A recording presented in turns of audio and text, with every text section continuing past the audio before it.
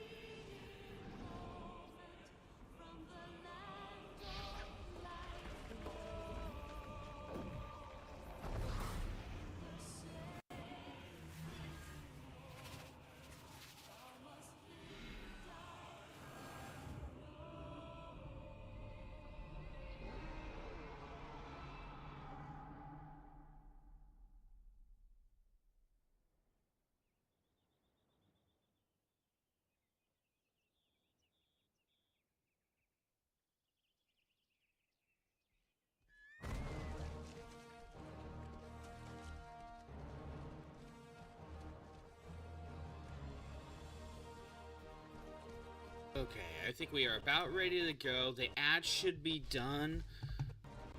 Audio is stuttering just a little bit, but it might be fine now. How's everyone doing today? Crimson, you are indeed first. Hell yeah. Quick question. How's the audio from the game versus me? So, when Shroop said there was no audio, there actually was. It's just because I turned the volume, the master volume down for Fire Emblem, obviously it turned this one down too. So how's the audio comparison to me? So that means when I go back to Fire Emblem, I'm gonna have to turn the volume back down. It's hard to tell, honestly, from my end. PNG working? It is. Okay, just double checking. It's fine? Okay, there's a little audio stuttering, but it might be because I'm messing around. Waiting for a high audio moment? That's okay. I'm just gonna go to the main game. Unless I am told otherwise, you know. Little quiet on the game side, you think it sounds good. I'm getting two conflicting options. Those are two different things. Interesting. I could turn it up just a little bit then.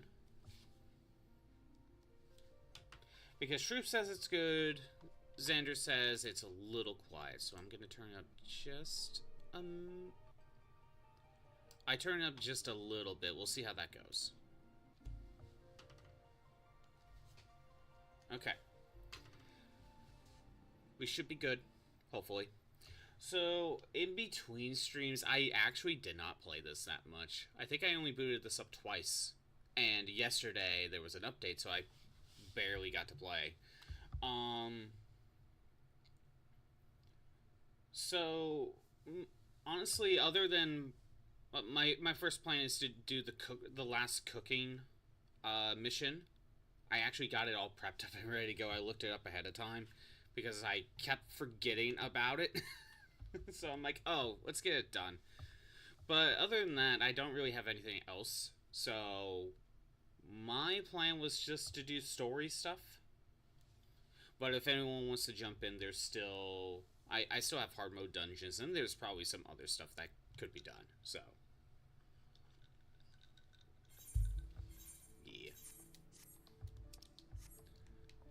I'm in Lumsa. And like I said, I want to get cooking done. And get the... I think I'm on the very last mission, which I have prepped up.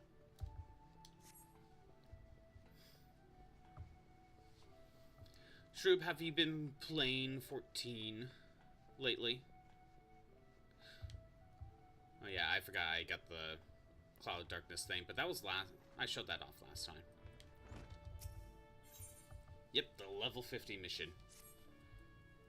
Thank the gods you are! You're here, Scotbot. The Emerald's due to receive the Sultana of Ul'dah, and the Bismarck's been called on to handle the welcoming feast. But that ain't the half of it. The Sultana specifically requested that your cooking be served. It seems word of your talents reached Her Grace's ears, and not would do, but she must sample your culinary creations. Now that we're all good, but there's a bleeding lot at stake here. Pleasing the Sultana would win ye more acclaim than aught else you could do. But if ye were to bugger it up, rather not dwell on it. Right now, all we know is she's kind to dine on something tasty. But if ye want to guarantee your royal client satisfaction, ye'll need to learn what she's hankering for. As always, ye can count on help or your guildmates.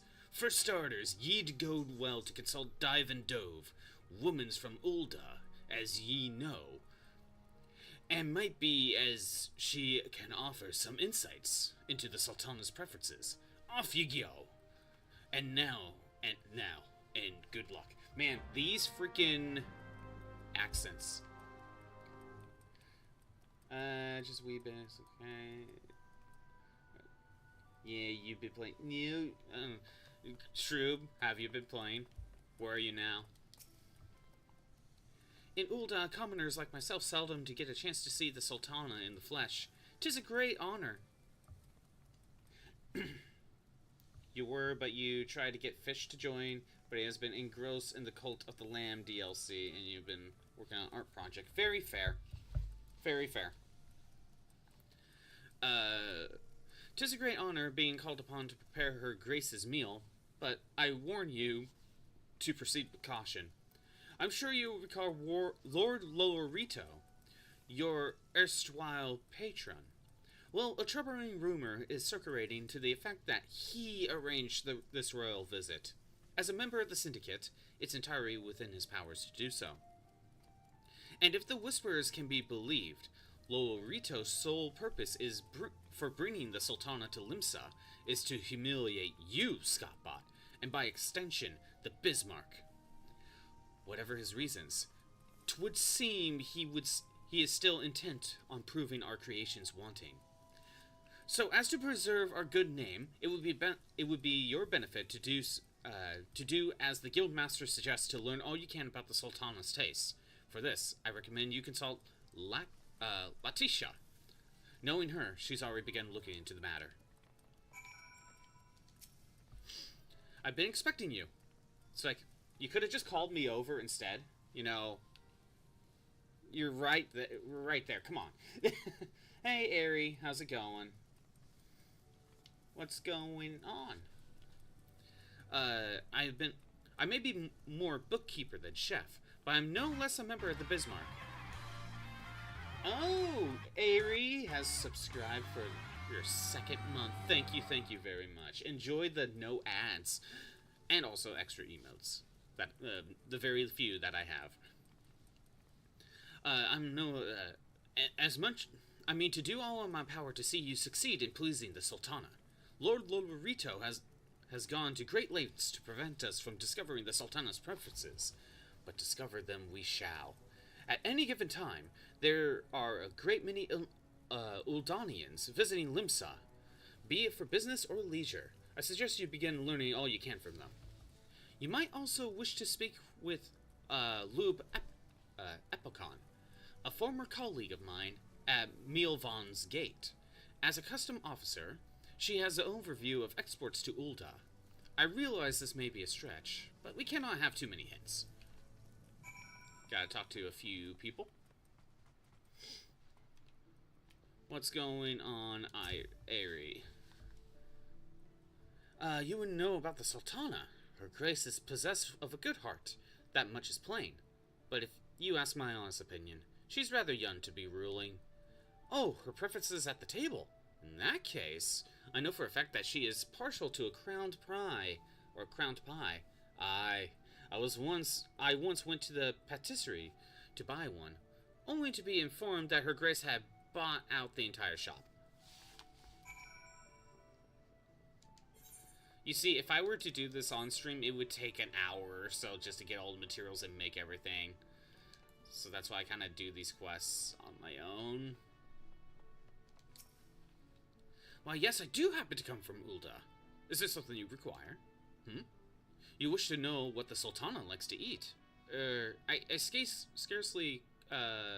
scarce qualify to judge such things, but I do recall this one time I went to the markets.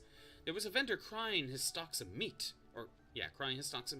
And if the fellow is to be believed, his beef was bound for the royal kitchens, to be used to make beef stew for her Grace. Hope that helps. Where am I going? I need to go down to lower decks. Lower decks it is. Pie flavor. It is pie flavor with a crown on it. You know, that's how you know it's royal. Been a minute since beef stew. Yeah, same for me. I don't make beef stew.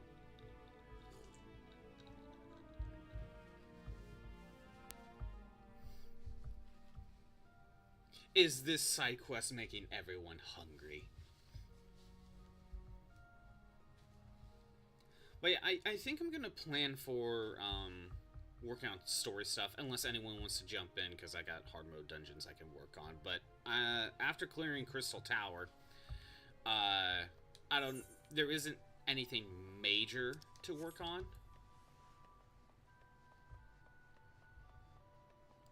Just some general side quests.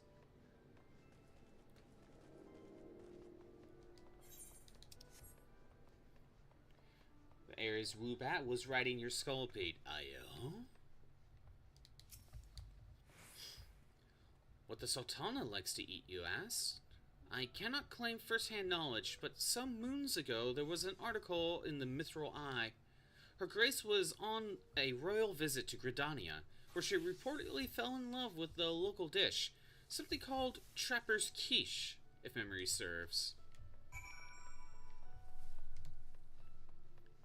Yeah, most of the time when it comes to the cooking quest, they only have you make one recipe. But now it's like, no. You gotta make 4 things. Like, thanks. I mean, that's the only way to make this tough. It's not like you have to make something with a materia slot in it or something.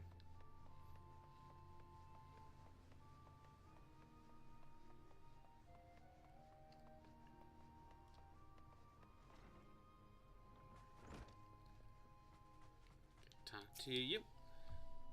You must be from the Bismarck.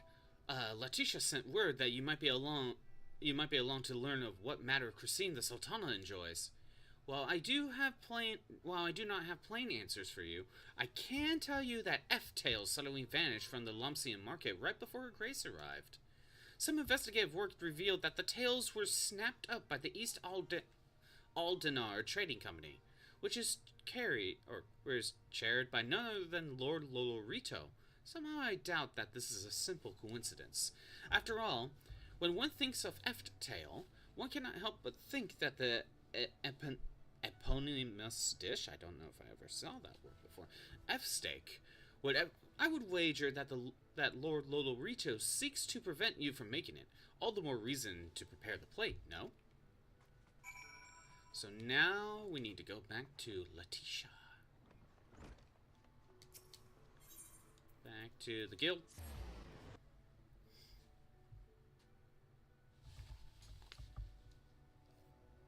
You know, I'm pretty sure Woobats have the advantage against Scolipeds, at least in terms of typing. So Shroob, if I were you, I'd be careful. It's like the complete counter to you, Shroob. I'd be very careful. Be nice to Aerie. Tis good to see you return, Scotbot. Judging by your elated expression, I take it your investigation has borne fruit. Four potential fruits, you say? An F-steak, a bowl of beef stew, a serving of Trapper's quiche, and a crowned pie. Picking which one the Sultana has the greatest tender is a quandary. So why not prepare all of them? This is to be a grand banquet, is it not? It would certainly not be taken amiss were you to present several dishes. With that settled, best you get to work. Needless to say, all the dishes must be prepared at the highest standard. Once they are ready, please deliver them to the banquet venue. Speak to Zethiel at Bulwark Hall, and he will grant you admittance. This is the moment of truth, Scappa. Go and do us proud. Luckily, I got them all made. Yeah, but Scolipede wins. Woo's base stats are low. First impressions from Scolipede one-shots. It also depends on level bad cap, obviously, as well. Level difference. But yes, true. I'm just more referring to typing than anything else. I need to go to... Yeah, go here. Shroob giving all the Ulus. It's just Whiplash hearing the Uwus because you were focused on the wall for a moment. Needs to be over level bad.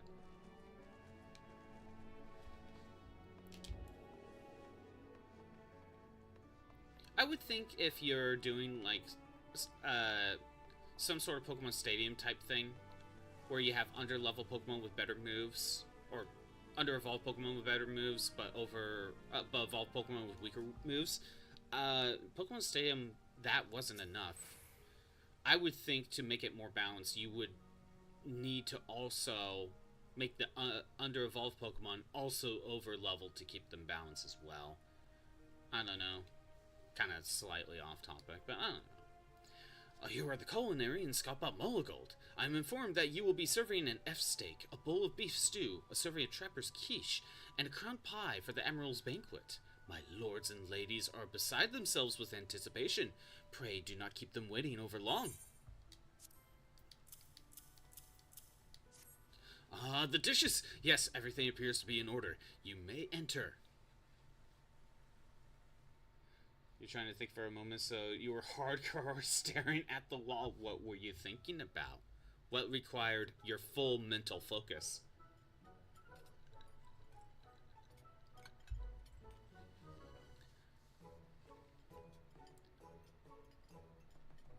So is the Sultana sitting on the booster seat, or does she get the high chair?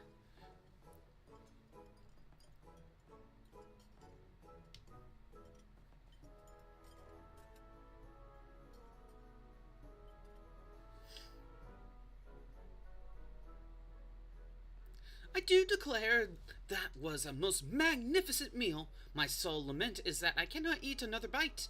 Would that I have the girth of a gobu. A gubu? It gladdens me to see your grace is so well satisfied. Everyone get the little royal booster seat. Way more dignified. Exactly.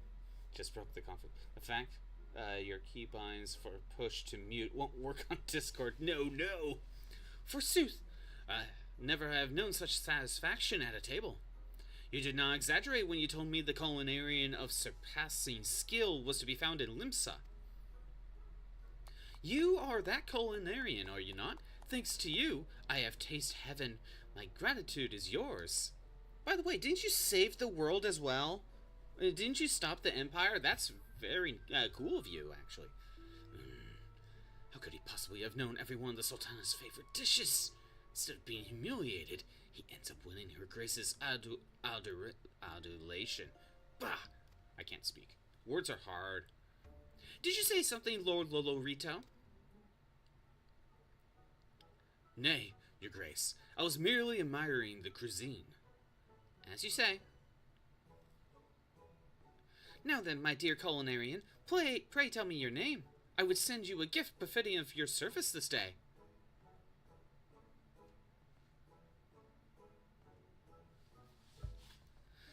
I'm being oh my god, Aerie. There is a Lalafell booster seat. It's the high chair. The Lalafell lifter. Oh my god. I was joking. You were given to understand that I requested you by name. Forgive me, but there appears to be a misunderstanding. I had entrusted the arrangements wholly to Lord Lolorito.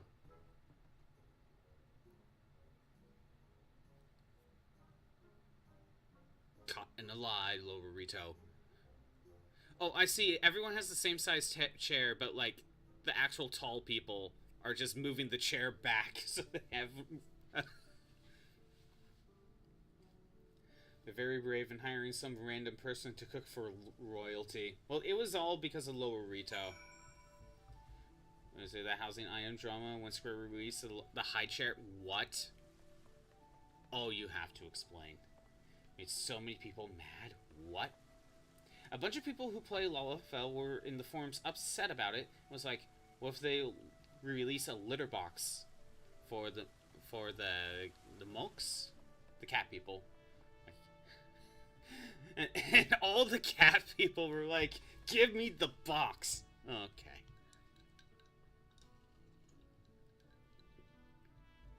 You see, Irie, all the people who play the cat people are just furries, so they'd be into that anyway.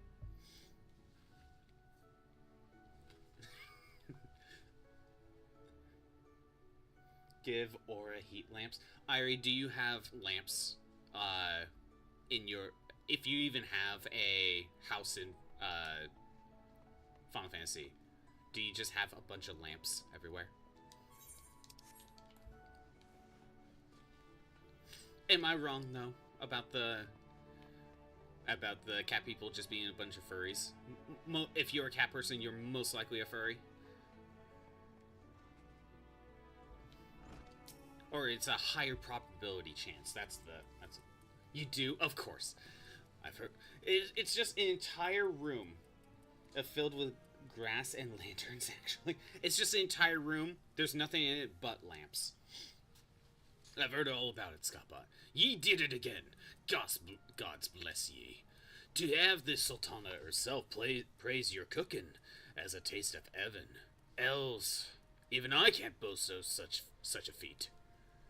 The Admiral commends me for training such a fine culinarian, but I did no more in teaching ye what it means to be one. Make no mistake, 'twas you what did all the hard work. Ye've surpassed even myself for fame, Scotbot. There ain't nothing left I can tell you what ye don't already ken. I'm prouder than I got any right to be. Nay, 'tis no modest accomplishment, lad. And from here, ye'll go on to reach even greater heights in our craft. But wherever ye end up, always remember me words. It's passion that makes a culinarian. With that passion close to ye art, go and put smiles on the face of folk with your cooking. Ye can be sure I'll keep striving to do the same. Take the money. More likely ones are the ones that play the full furry races, the Horus. Oh, are those the basically the Kimari, like the lion people? I call them Kimari from Final Fantasy X, because that's like I never remember their names of the race. Yeah, okay.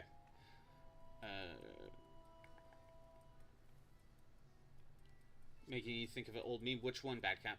Yeah, but the Lala lifter chair made Lala mains upset because they weren't being taken seriously of how they're making them seem like children. My boy rope bombs. You want it? It's yours, my friend. As long as you have enough rupees. Sorry, Link. I don't give credit. Come back when you're a little, richer. There we go. Thanks, Batcap. Alright. Culinary's done for now. Finally. I think I'll just go back to plot. Because I don't have much else I could do. Again, I can't finish any of these yet. Again, RNG. Probably can't really do those. Need proper teams. I'll hide that. I worked a little bit on that yesterday. Hard mode. Ultimate Ballad, hard mode. Okay, yeah. I'll work on plot.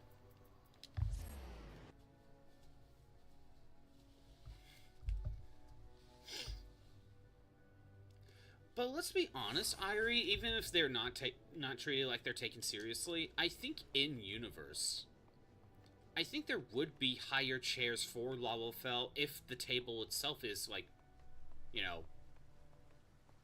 made for everyone else. It seems like that table, though, was more on the smaller side, so it would have Lalafell. It's just you notice that all the other people had their chairs farther back. So I think there would actually be high chairs, which is more insulting. Lower tables or higher chairs. I don't know. I actually don't know. I would actually think the lower tables, Shroob. And here's my reasoning.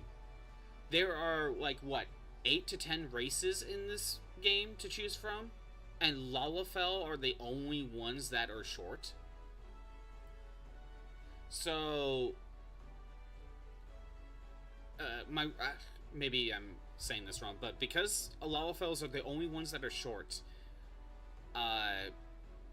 it would make more sense to make tables for everyone else and then make some chairs for the Lalafell. Unless, like, you're in the Lalafell village, then you make chairs and stuff for them. They would make it their size.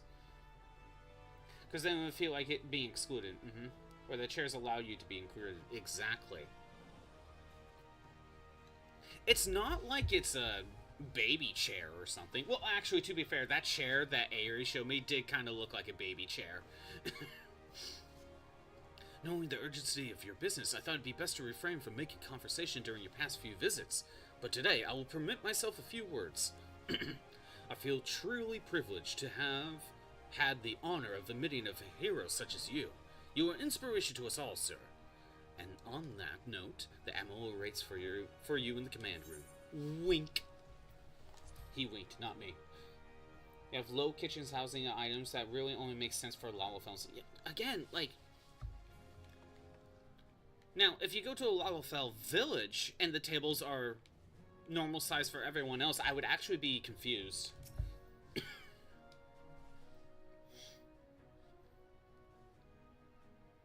We Lominsons are sworn to strive.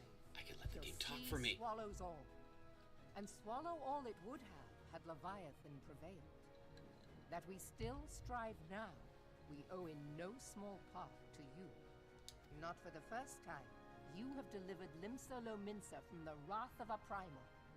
Never has our nation known a stouter ally. On behalf of my people, I give you my humblest thanks.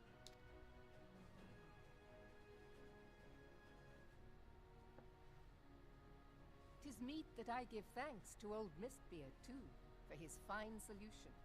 Whatever else he may have been, 'tis clear he was a resourceful soul. Would that I had a man like him in my service. There's also this one area later on in one of the expansions where there is a house you can enter only if you play as Lalafell. Oh, really? Because the house is so tiny. Is there even anything of note in there?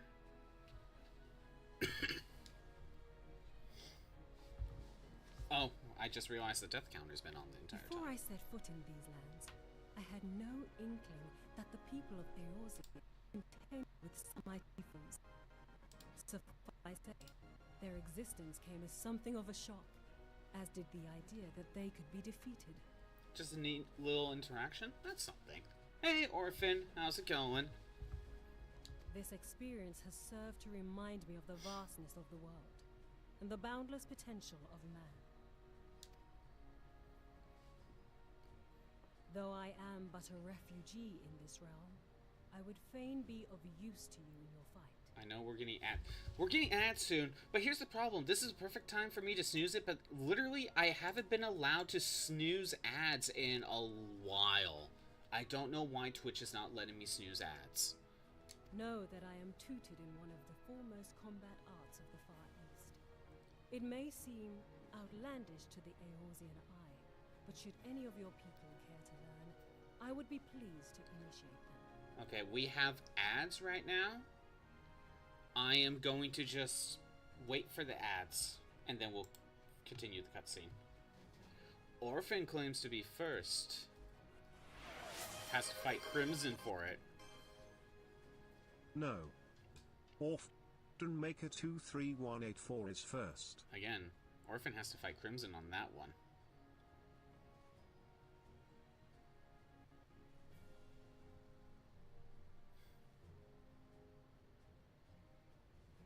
We got about 50 seconds. It's gonna be a bit.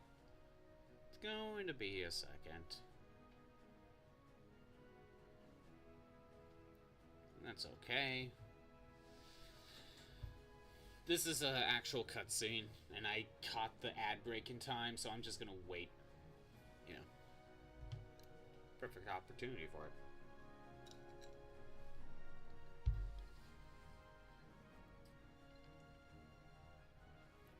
And Yugiri is like, why are you not moving the cutscene? Stop staring at me. 15 seconds.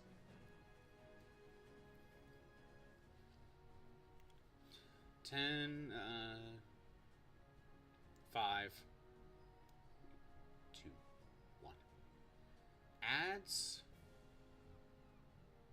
should be done. I think you're out of ad jail. Let's continue this. And I will see to it that they are grateful. I have no doubt that your knowledge and skills will serve us well. Imagine Besides, having ads. Your art is not so outlandish as you think. Would you not agree, Master Thancred? Naught escapes your searching eye, Admiral. Few are privy to this information, but Limsa Lominsa is home to a certain secret fraternity. Its members are trained in a form of combat not unlike your own. By my judgment, it should not be beyond such individuals to adapt to the techniques I witnessed you employing with such admirable deftness. I am heartened to hear this. I too noted a kinship between your style and mine own, though it seemed to me that you fought differently in the beginning. I suppose I did. What can I say? I'm a man of many talents. I can swap my job classes too, mid-battle. Though you may labor to believe it, Thancred was once something of a scoundrel who fraternized with the criminal class in these parts. Yestola! You jest, of course. But for a chance encounter with Alphino's grandsire, he might never have left Limsa Lominsa, or received an education in Sharlayan, or taken up his post in Uldar, which is where he trained in the blade, lest you wonder. Oh, I didn't realize he grew up in Limsa. I thought he grew up in Ulda. Minfilia, please! It would seem there is more to you than meets the eye, Master Thancred. Lady Yugiri, I am told that you and yours came to Eorzea seeking permanent resettlement, and that many domins have since been engaged as frontier hands at Revenant's Toll. Moderna is many things, but a place of refuge it is not. Know that I would like nothing better than to furnish your people with a new home here on Lominsan soil. Alas, racked by instability as we are, our nation is in no fit state to take you in. Yet I'll not have it said that we turned a blind eye to your suffering. Until such time as we can do more, I pledge to send provisions. We are in your debt, Admiral. I realize that it scarce qualifies as repayment, but if it please you, I shall set about sharing my martial knowledge with your people at once.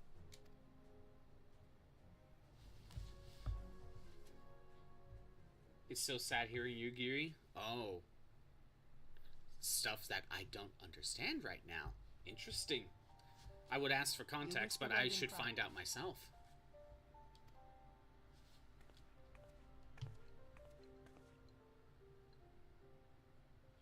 The better not to spoil the festive mood. History repeats itself, Admiral.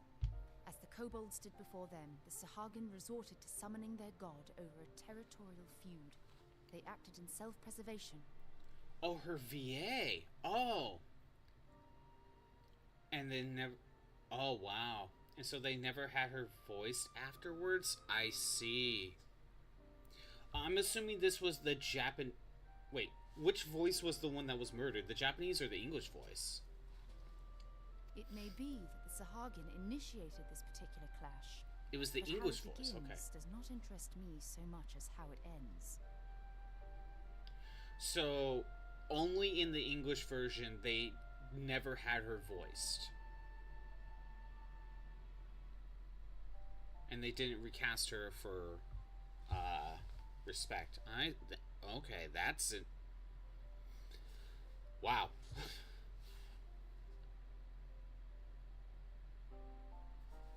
I have not forgotten our conversation, Y'shtola.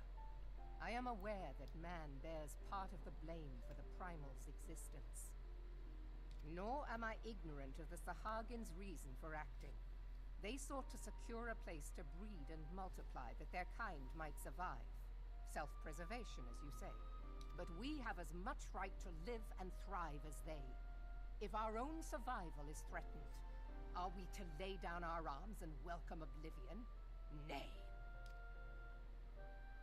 and so you kill, that you might live. Yet if living is a right, then that right belongs to all peoples, be they men or beastmen. I'll not deny your reasoning, but when a storm gathers, it falls to me to see my people safely through it. That is my duty, and I shall do it.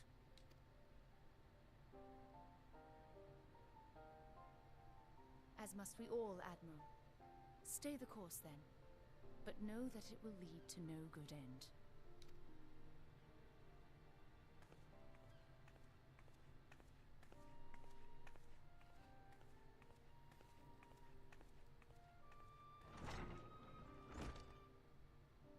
Man has ever put himself first and foremost. To justify his actions, he clads himself in the armor of righteousness, though it be a fancy of his own making. In this, mayhap the Garleans and we Domans are not so different.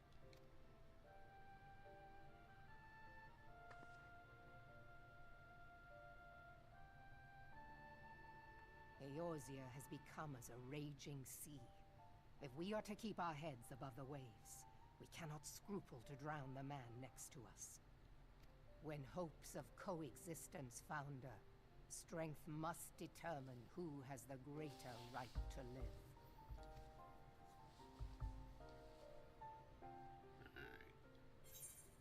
Yeah, that's done. Shall continue on with the plot.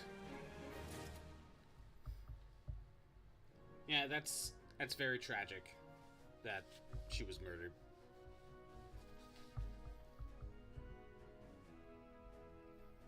You don't really... It's kind of a... You don't really see many times where they recast whenever someone was murdered, do you? I mean, yeah, sometimes when a voice actor dies, they do replace, but I guess it's because they were murdered, is why they chose not to. Non-Japan. Oh, definitely non-Japan, for sure. Whoever is voicing a character, they're stuck there for life. And even when they die, they basically don't replace. Which, I don't know. I think that's like the other end of the extreme. Like, no one is allowed to voice the same character. I think that's why when for Dragon Ball, when Bulma's actress died, for the longest time they didn't have Bulma in the show because they didn't want to recast her. But after a certain point, you gotta realize Bulma as a character would show back up. It would be weird if you never had the character back. And just stand there and just not say anything. So at some point, you gotta recast. Like, there is a point where it's like, yeah, respect for the actor and actress, but the character still has to make sense for the show, right? You know, like there's a certain line, and I think that's the other end of the extreme. To never replace. I also think that's also a problem with Metal Gear, if I remember correctly, because the Japanese actor for Colonel Campbell died at some point. I think it was after Metal Gear Solid 4. And so, obviously, we never saw Colonel after that point. But then again, like, any other appearance was, like, in the past where it would have been Big Boss. But there could have been a situation where you ran into Colonel, but never did. And I was told that there might have been some moments that might have been better if it was Colonel instead of, like, Miller or something. I don't know. I haven't played every Metal Gear game. The Admiral has informed me of your arrangement. I have my keeping a letter of introduction for Lady Yugiri. To the south stands a gate leading to the pier of a small fishing vessel. Look for an inconspicuous Hurian man there, and present the letter to him. He serves as a gatekeeper of sorts. Now, before you go, I am obliged to remind you that the members of the fraternity to which you would be introduced abide in the shadows of Lomsian society.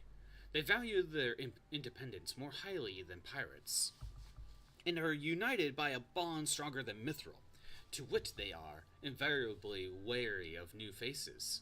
Though it penned by the Admiral herself, mere words on parchment will get you only so far to their confidence. You must work for every ounce of trust they place in you. But here's the letter. Go to the aforementioned place and show it to the aforementioned man. Oh, and good luck. Okay, where am I going specifically? Okay, basically by the... I think it'll be better to walk. Oh yeah, small update. I went back to trying to copy one of my anime, Trigun specifically. And I finally managed to figure out how to get the subtitles transferred properly. I have subtitles for anime now, it's great. The only issue that I noticed is that these are on, from the anime, from the DVD itself, there's only one set of subtitles. And it's more true to the translation, which makes more sense if you watch the Japanese dub. But, like, if you're watching English, it's not one-to-one, and that's the only annoying thing. But I think that's just kind of typical for getting, like, anime sets. But at least I have the subtitles copied, so I'm happy. I figured it out. Got business with me, Venturer?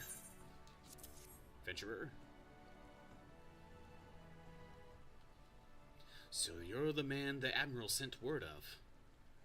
I was hoping I might catch a glimpse of Thancred, too. Been a while since I saw his shite-eating grin. But what with all the doe-eyed wenches about, I expect he's got his hands full.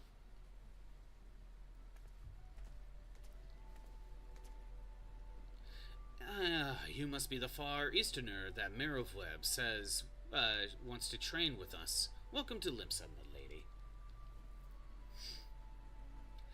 I am Yugiri of Doma. 'Tis an honor to make your acquaintance. I must confess, when I first learned of your organization, I had certain preconceptions as to the nature of your membership. It would seem I was mistaken. You are not the first person to say that, lass. Limsa's a city of pirates, to be sure, and pirates don't give two farts about keeping a spotless reputation. They hardly need a secret society to do their dirty work. Might be as my people and I keep to the shadows. We've got nothing to be ashamed of. It's simply better for business that we remain unseen. And you have developed fighting techniques suited to this purpose. I see. Know that the practitioners of my art, too, the descendants of artisans of shadow. 'Tis in stealth that our strength lies. There is much we might learn from one another, I think. Then what in the seven hells are we waiting for? If you'd come with us, Yogeri of Do What's It, we could get acquainted in more private surrounds. Huh. Didn't that come out? That didn't come out right, did it? Master Scotbot, I shall remain with these people for a time, that I might study their ways. Though I am loath to be separated from my countrymen, I take solace in the knowledge that they are in the best of hands. You have been a true friend to us Dolmens. No words would suffice to express my gratitude. Ere long, I hope to begin imparting my martial knowledge to the people of Eorzea. When that time comes, it would be my honor to welcome you as a student.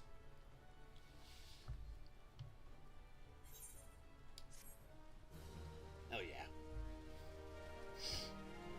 You know, before this game, I never knew how to pronounce Thancred. I always pronounced it like Thanced. Because when I played Dissidia or Omnia, you know, he was a character, but there was no voice dialogue.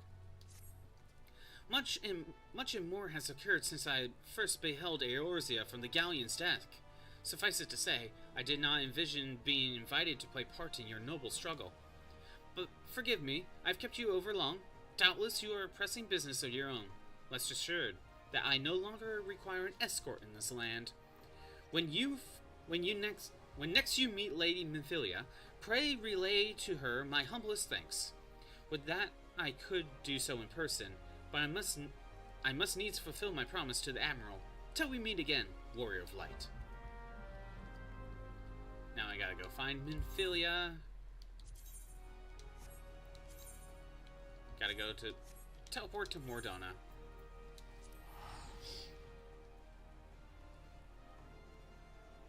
But yeah, I'm planning to copy the rest of Trigun onto my computer. Now that I know how to get the subtitles, that won't take me... it won't take me too long. It's not that long of a series. But then I gotta... then I think I gotta transfer, Vandred. Gotta transfer that now since I bought the thing.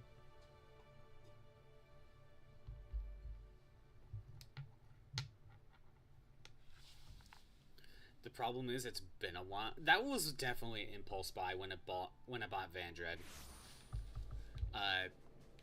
It was a show that I watched like 15 years ago. I haven't... I didn't even watch the whole thing, but I remember finding it funny. But it's definitely a show that I'm like... I kind of hope it's like actually okay, because, you know, I'm going by memory from 15 years ago and I just did an impulse buy. Oh well, it was only like $25 for the full series. But it's like the era of DVDs where each DVD had 3 episodes on it. And you had to buy, like, for season 1, you had to buy like 4 volumes of DVDs just to get the full season. At least there's only 2. I have been reflecting upon the events which took place during our visit to Vilbrand. If you have a moment, I would share my conclusions with you. Please, bear with me. When the Sahagin Elder summoned Leviathan, he employed the power we have come to know as the Echo. Though I cannot well explain the how of it, it would seem he became immortal in so doing. When the Admiral subsequently slew him, his spirit emerged from his lifeless flesh, a consciousness shorn of physical form.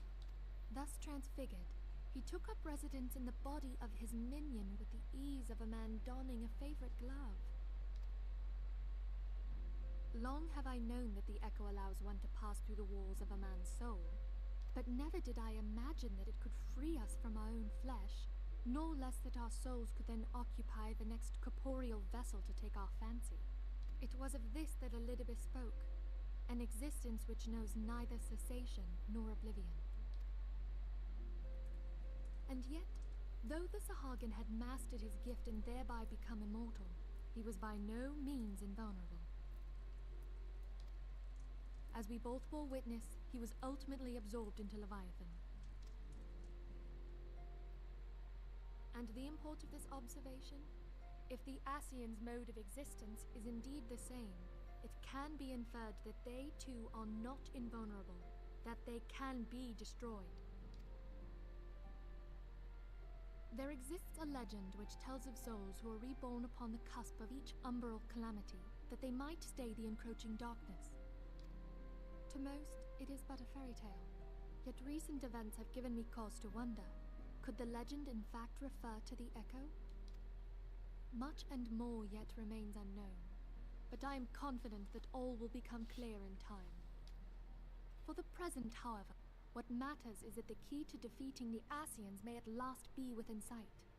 With Eorzea's aid, it is my hope that I shall fathom this matter ere long. Keep forgetting his name is pronounced Eorzea. Oh, I was just about to send for you, my friend. Is aught amiss? Grave tidings from the Sharlayan motherland, my lady. It doth concern our distant allies, the students of Baldessian. What of them? My lady, the Isle of Doggo Val, is barking. which for many years hath been the Order's home, is no more. 1 second. Gotta stop Doggo.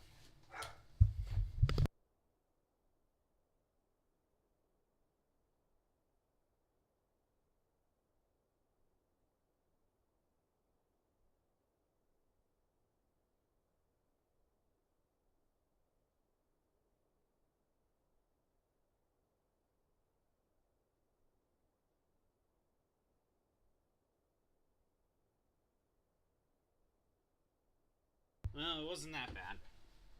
Barking at pretty much nothing, but, you know, who knows? She probably could have had to make sure to stop Molly. No more? Whatever do you mean? I relate only that which hath been conveyed unto me by our agents. I broke? An etheric Probably. wave of the highest magnitude was recorded in the region. Let me check. Soon thereafter, 'twas observed that the isle had ceased to be. Okay. We're gonna reset my PNG and the audio too at the same time. So give me a minute. PNG froze, but what else is new?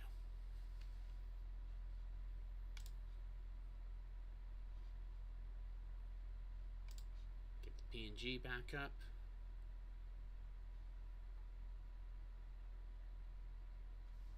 PNG is loading. And PNG is fixed. Now for the audio. Especially since we're in a voice cutscene, you know? Definitely want the voice audio.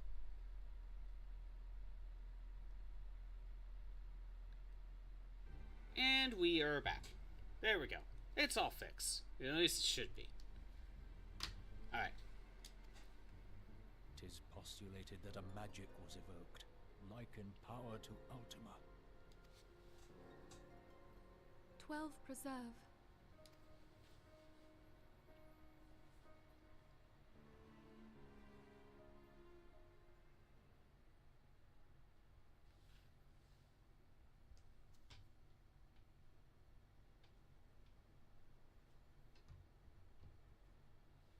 If there are no other matters, I move that today's meeting be adjourned. That's the same guy that tried to sabotage me for cooking. How dare he?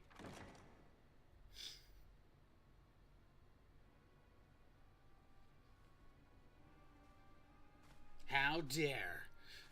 It's like, you'll never create the perfect dish for the Sultana. Done, my lord.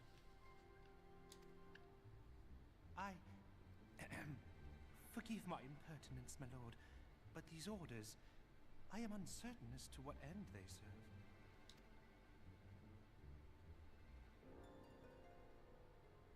Revolution. Oh no! A traitor is amidst. He dare how he. What do we got? I don't know. Wait, these are literally the same thing in terms of stats. Like, why? Why? Well, okay, whatever. Let's get the knocked. Dare he how dares to how the dare with the dare to dare the yes. I hope we understood what that all means. Our friends, the very isle itself, everyone and everything. No. It avails us not to speculate. Arranger, I already forgot how to pronounce his name. We'll send word if there are any developments. Until such time as he does, we must remain firmly focused onto that which is within our power to change.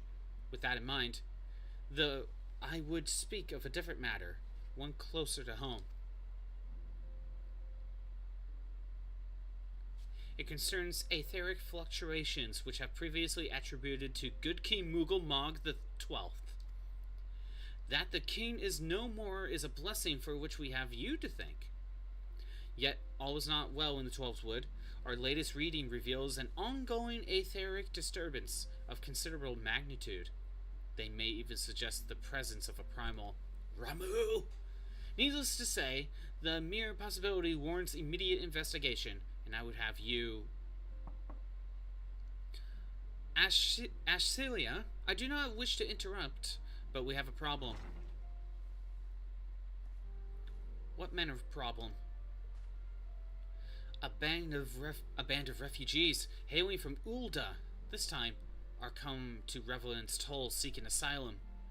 It would seem they expect us to afford them the same treatment we gave the Domans. At present, they are in the 7th heaven, awaiting formal response. You see, mayhaps this was to be expected. I shall meet with them at once. Acelia, you know full well we haven't the resources to accommodate many more people. Consider what will happen if you do this. Word will spread, and more will follow. Your opinion is duly noted, but I will hear their suit.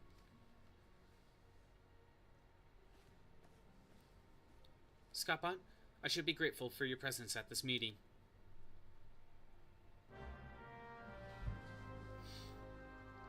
Yeah. We accept them all, more will come. But if we turn away, it'll give a bad light. We know what to do. It sounds like this is just a setup by the other Lalafell. Trying to make us all look bad. It's kind of what it's seeming like so far.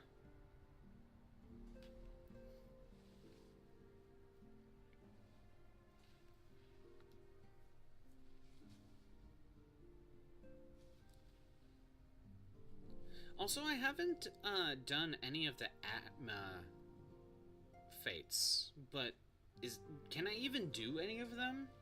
Are all the Atma fates in expansions? Because I could continue Relic Reborn for Dragoon if I was able to, but I think they're all tied to it's possible there is in expansion stuff. I apologize for keeping you waiting. My name is Minfilia, and I lead the Scions of the 7th Dawn. 12 be praised! It is you! We're ready and willing to work, same as the Domans. Just give us a task, and we'll see it done. Pray calm yourself. I appreciate your enthusiasm, but I know not of your situation. I beg your pardon, Attendant. I ain't so good with words. I've been living off scraps of Ulda for years now, trying to piece together a life to replace the one replace the one what got took. There we go. They say there's work, but there's not for an honest man. Not as wouldn't sully his soul sooner than his palms. Any road. The flames do what they can for us, of course. It ain't near enough. And it's only getting worse. When the calamity brought us to our knees, those rich bastards in the city didn't help us up. They climbed on our backs. I don't pretend to be clever, but even I can see what's coming.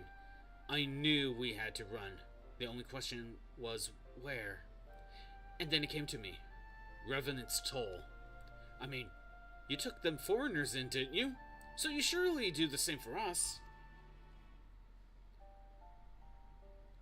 I fear the situation is rather more complicated. While it is true that we accepted the Doman's petition for aid, that decision was the product of extraordinary circumstances. Ads are playing. I shall wait for the ads to finish. Shall Battle Royale. Imagine having ads.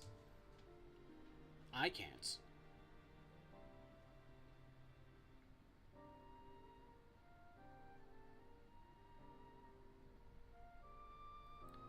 Imagine having ads, though. Who here can imagine that?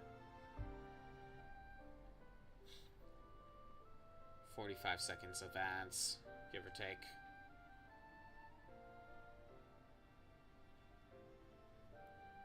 Going through my Discord and just clearing out some stuff. Clearing out notifications, basically. 30 seconds of ads left, give or take.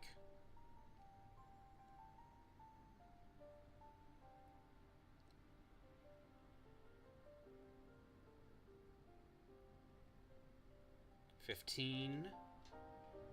Wait for the ads to finish.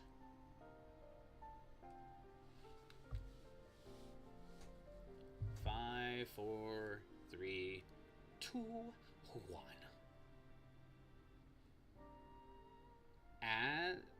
ads should be done. I think we're good. Okay, I already read this, so... I sympathize deeply with your plight, but I pray understand that it is not possible for an organization of our means to aid all who have been affected by the calamity. And so it is with great regret that I must deny your request. But we've nowhere else to go! You're turning your back on us? If I might have a word. Tataru is on amiss. Ill tidings from Ul'dah, my lady. Alphinaud has been wounded. What? How? Is it serious? I cannot say for certain, but I fear it might be. According to the flames, the refugees started a riot. They went wild, apparently, lashing out at any and everyone. That can't be right. Why would they? They must have been provoked. The demonstration was meant to be peaceful. Seven hells. Now the Blades have an excuse. They'll round us up and kill us. And kill anyone who tries to exist. Attend, please. If you won't help us build a new life, it will at least help us keep the ones we've got. My lady? We are not the ones to stand idly by and watch innocents suffer. However, until we know more of the circumstances surrounding this riot, I am not certain of what aid, if any, we can provide. If the authorities determine that refugees attacked without provocation, then those responsible will have to answer for their actions. How can you be so blind? Find Alphinaud, and quickly. If he is in danger, or worse, I would have you and none other by his side. Thank you. Pray do not concern yourself with the matter we were discussing earlier. Ida and Papa Limo will see to it. Alphinaud is being treated at the Hourglass. Hurry, Scappa!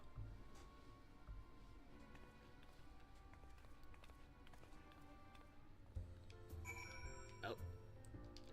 So now I need to go find him in Ul'dah, but where specifically?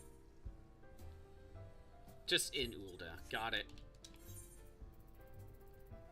Off to Ul'dah.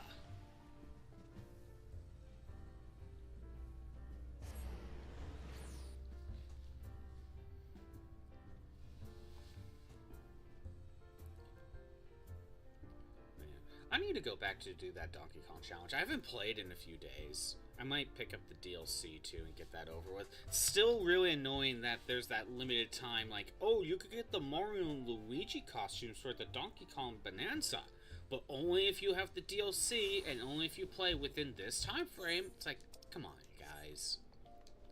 Why are you doing this? Oh, there we go.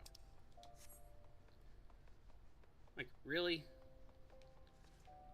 You're basically forcing me to buy the DLC, or permanently miss out on it. Like, I don't understand why they would just throw it in for as a free update sort of thing and just leave it at that. Feels very strange. And it's not like Donkey Kong is like a online multiplayer game or something, you know? Force people to spend money. It really feels that way, Badcap. You must have gathered by now that Tataru is given to exaggeration.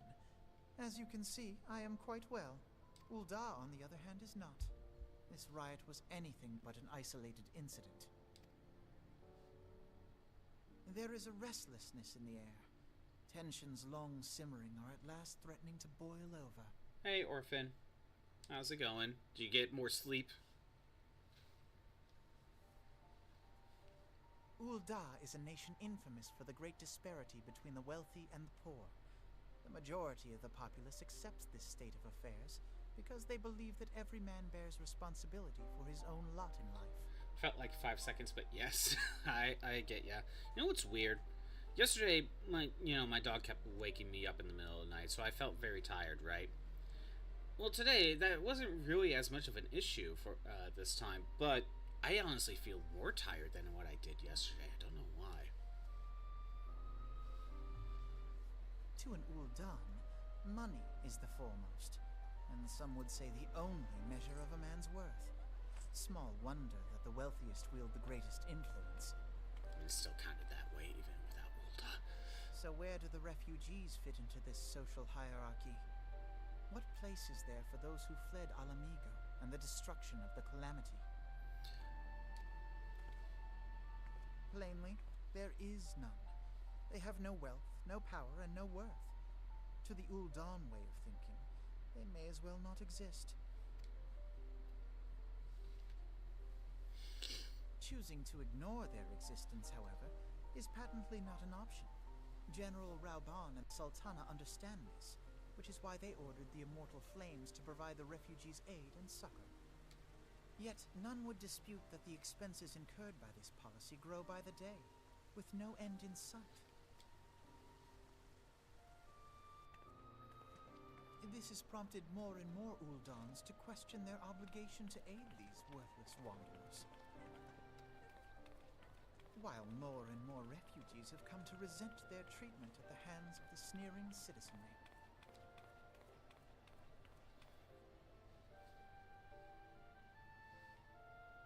The manner of Lord Lolorito's refusal to grant the Dolmens asylum bespoke a disdain for all refugees, an attitude shared by the rest of the monetarists.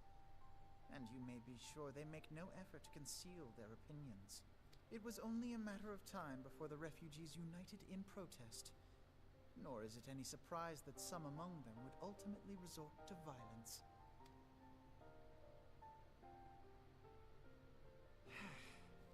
That the Immortal Flames should choose this of all occasions to engage in joint training exercises with the other Grand Companies.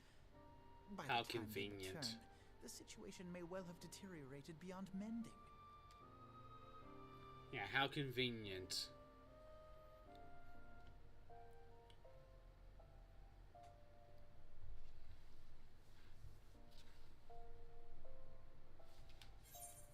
Alright, when do I get out of this? Direct hit rate, wait, no. Oh, spell speed, for sure. Spell speed is more important. I got a question. Xander or Aerie, when it comes to like these stats, when it comes to stuff that should take priority, is skill / spell speed the best stat to really worry about? Because the higher that stat, the more often you can attack. As I told you before, obviously everything needs to balance out, of course. But if I were to take a guess, is skill and spell speed probably the best stat to crit, direct hit? Direct hit and crit as well. You think those are better than skill and spell speed? As I told you before, it was all but inevitable that an incident of this kind would eventually occur, given the rising tensions within the Sultanate. Nevertheless, I have reason to believe that this particular riot may not have begun spontaneously. Have I piqued your curiosity? Good. Then you will accompany me to the Hall of Flames. I would hear what General Rauban has to say upon the matter. You're saying skill and spell speed are not great because it's not a huge cut to your recast? Oh. It's not as big of a deal as it would be. Damn. I would have gone with skill and spell speed, honestly, but if it's not that big of a boost. So you're saying crit and direct hit rate? Like these two stats are really good? Obviously, direct hit rate means, you know, you're not gonna miss.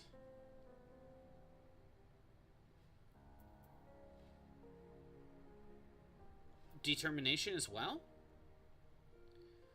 Affects the amount of damage dealt by both physical and magical attacks as well as... So this just affects basically everything.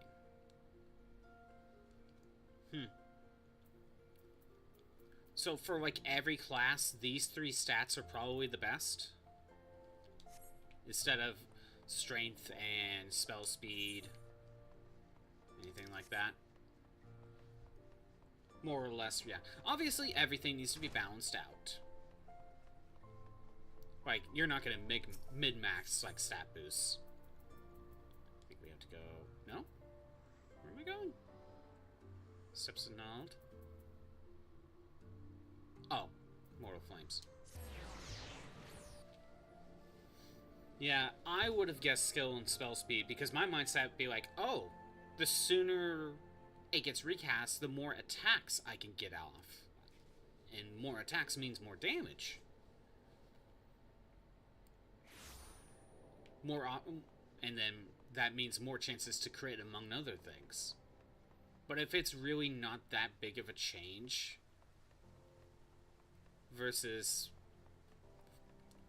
other ones. Every tank in melee are rocking 0 skill speed? Really? Same with casters. Interesting. Let me check. Strength, vitality, skill speed. Because I was more focused on like skill speed. But if you're saying determination and crit are better, then I can keep that in mind. And direct hit rate. I can try keeping that in mind. The biggest difference you've seen going from, say, a 2.5 to 2.45 recast, you're going to head out back up. Have a good rest of your day. Thanks for stopping by. 2.5 to 2.45, that is not that big of a difference, honestly. It would take, like, a boss battle for you to get, like... And the fight would have to go on for a while to really get, like, one extra hit in than otherwise. And that's... Yeah, that's not that big of a jump. Now is not a good time, Scotbot. My hands are full dealing with refugees. Precisely the matter we wish to discuss, General. Afanad, back on your feet already. You may credit my swift recovery to your Chirugians. My memories of the riot are still somewhat muddled. I trust you managed to regain control of the situation. Not entirely. We secured the city soon enough, but not before the unrest has spread the surrounding territories. Pockets of resistance remain throughout Thanalan. We have sent what forces we can spare to rout the last of the belligerents. But progress is slow. They are damnably elusive.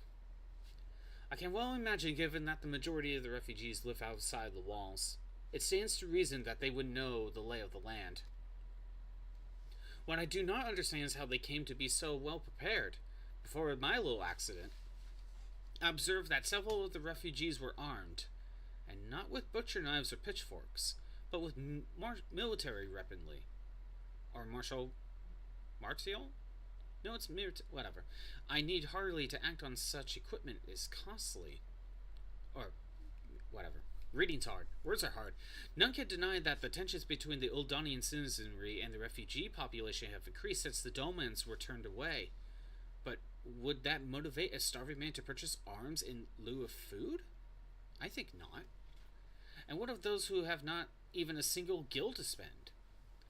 Who could not survive without the aid provided by the immortal flames? Surely they would sooner sell a weapon than bring it to bear against the benefactors. After looking up the absolute fastest recast you could get on normal jobs is somewhere between 2.47 to 2.35. Shortest recast is Monk because its job fantasy is speed hit, so it's 1.5. Is the Monk's 1.5 the lowest cast time you could get it, or can you get it lower? Come to the point. Very well. My point, General, is that this powder keg of discontent was not set alight by chance. These events were deliberately set in motion. And now order must be restored. That is my first duty. Until it is done, any investigation can wait. I do not have time to discuss this. My scouts will be returning anon. Just left. The general is no fool. He keeps his own counsel. And with good cause. Were he to claim, without necessary proof, that these riots were instigated by outside forces, the Monetaris would accuse him of attempting to shirk responsibility. After all, he and the Sultana have been most outspoken proponents of refugee aid. Regardless, they will face harsh criticism in the days ahead. Our allies may stumble upon the truth in time, but I have far more faith in your abilities, Scottbot. Therefore, I propose we can conduct our own investigation, independent of the authorities. To that end, I would have you make inquiries with the settlements suspected of harboring belligerents. Commander Swift will know which they are. He may balk at a request for such information, but I have no doubt that you can persuade him with your silver tongue. I'm a mute. What are you talking about? I, meanwhile, shall seek answers in my own way, after which we can regroup and share our findings. Well then, shall we? I think it's the lowest. 1.5 is the hard cap. Okay, so... honestly, 1.5 sounds really good, but that's basically a monk-only type of thing. Is there a way to tell, how fast your recast time actually is? Not by number, but I'm meaning, like, the actual recast time. You look as though you have something to say, Scottbot, do you? What you ask is no simple favor. Were such information to fall into the wrong hands, the lives of countless soldiers will be at risk. Even so, there is wisdom in your words. An able individual may be better suited to this task than a regiment. Very well. The Brass Blades will have reported suspicious activity in the vicinity of Lost Hope. It may be unrelated to the recent events, but we doubt it. I suggest you begin by speaking to the Blades posted there. Gotta go to Central Van. Got it. I forgot I could be doing that quest, but I could do that later on my own time. Actions and traits. Is that in here? Actions and traits. Thank you. And hover over your GCD? GCD. What is it, just any action? Oh yeah, just that recast time, the 2.44. Duh, just any skill. It'll tell you. I should have known that. I should have realized that, because I've seen that before. What I should do then... GCD is global cooldown? Is that... These are just all commands.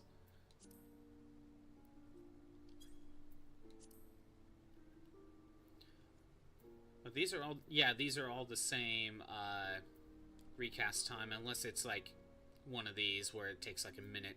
That never changes. It's like... You know, I really need to change my stuff.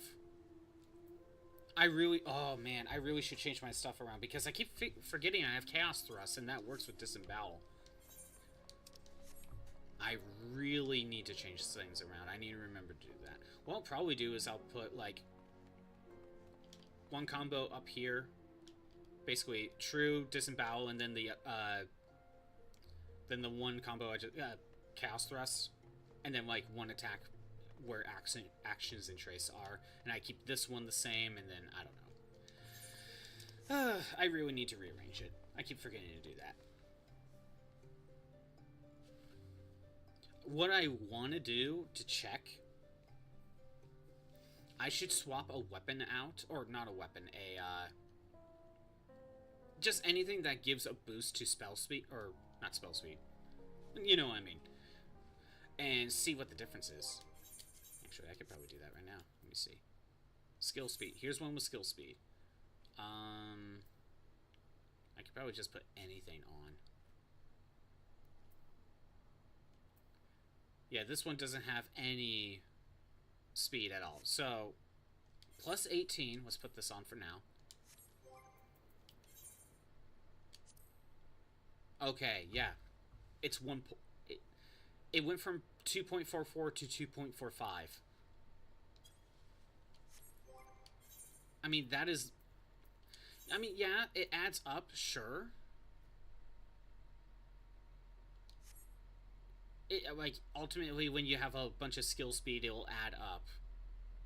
But, is it really worth it? versus just getting crit.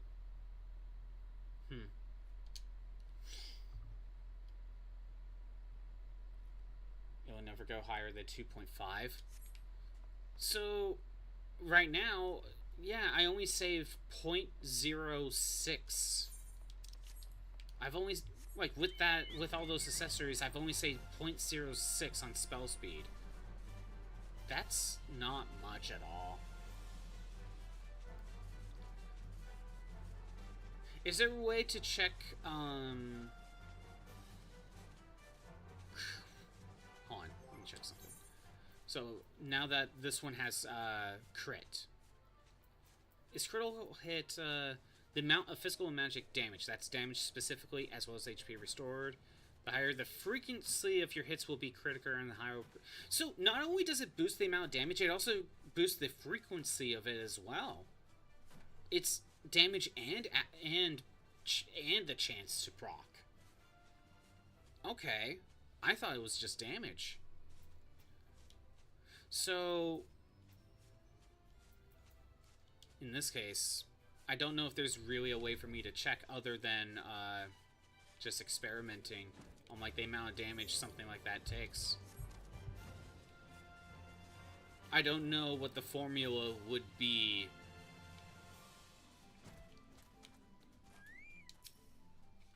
What brings you here, adventurer? Search for refugees? Well, then you come to the right place. You mean those refugees? Oh no, you won't find them here. Most of the people in the Lost Hope have come to accept their situation and are content to pass their days in peace and quiet. Outsiders have trouble understanding that, like that merchant who passed through recently. Gregarious fellow, but awfully opinionated. Can't say I was sad to see him go. A friend of the Sultanate, are we? I take it means someone has read my report.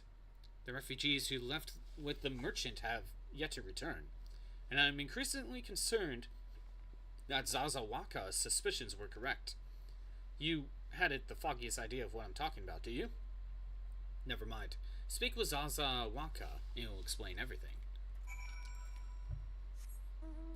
We do get to see the formula or the crit chance in the base game. Is there a way for me to check? Or do I have to go to, like, a different site for that?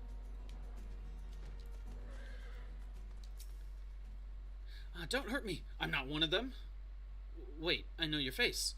Are you the man from the Church of St. Adma Ladama? 1,000 pardons, my friend. I mistook you for one of those thugs who have been tormenting us. Do not. Oh, okay. We do not know the formula chance for the base game. Okay. But, wait, for the base game. So it's implied we know the formula later, right? Okay. If Leofric bids you to speak with me, then I take you agree to help. 12 be praised for that, because we had a moment to waste. Everyone knows the flames are on the march. The others have fallen under the frantic spell, but not I. Promises of revolution and retribution, of holding the ruling class to account and taking what is owed. Ha! Childish fantasy. I did everything I could to dissuade the others from leaving, but few would heed my words. Now that one of their idealists has returned, however, the madness of the merchant's plan is plain for all to see. Look behind yonder tent, and you'll understand why. Even now he babbles incoherently, so traumatized he is by the bloodshed he witnessed. Try as I might, I can make little sense of his words beyond the fact that he was not alone in surviving. Yet I have no doubt that the merchant will lead to the remainder of their doom. I beg of you, find them before he does.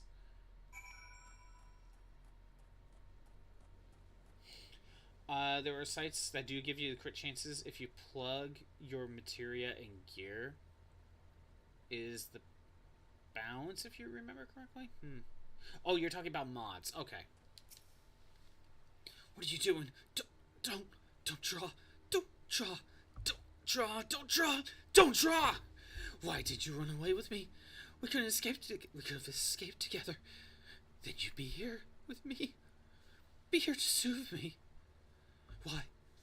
Why did you have to stay and leave me alone?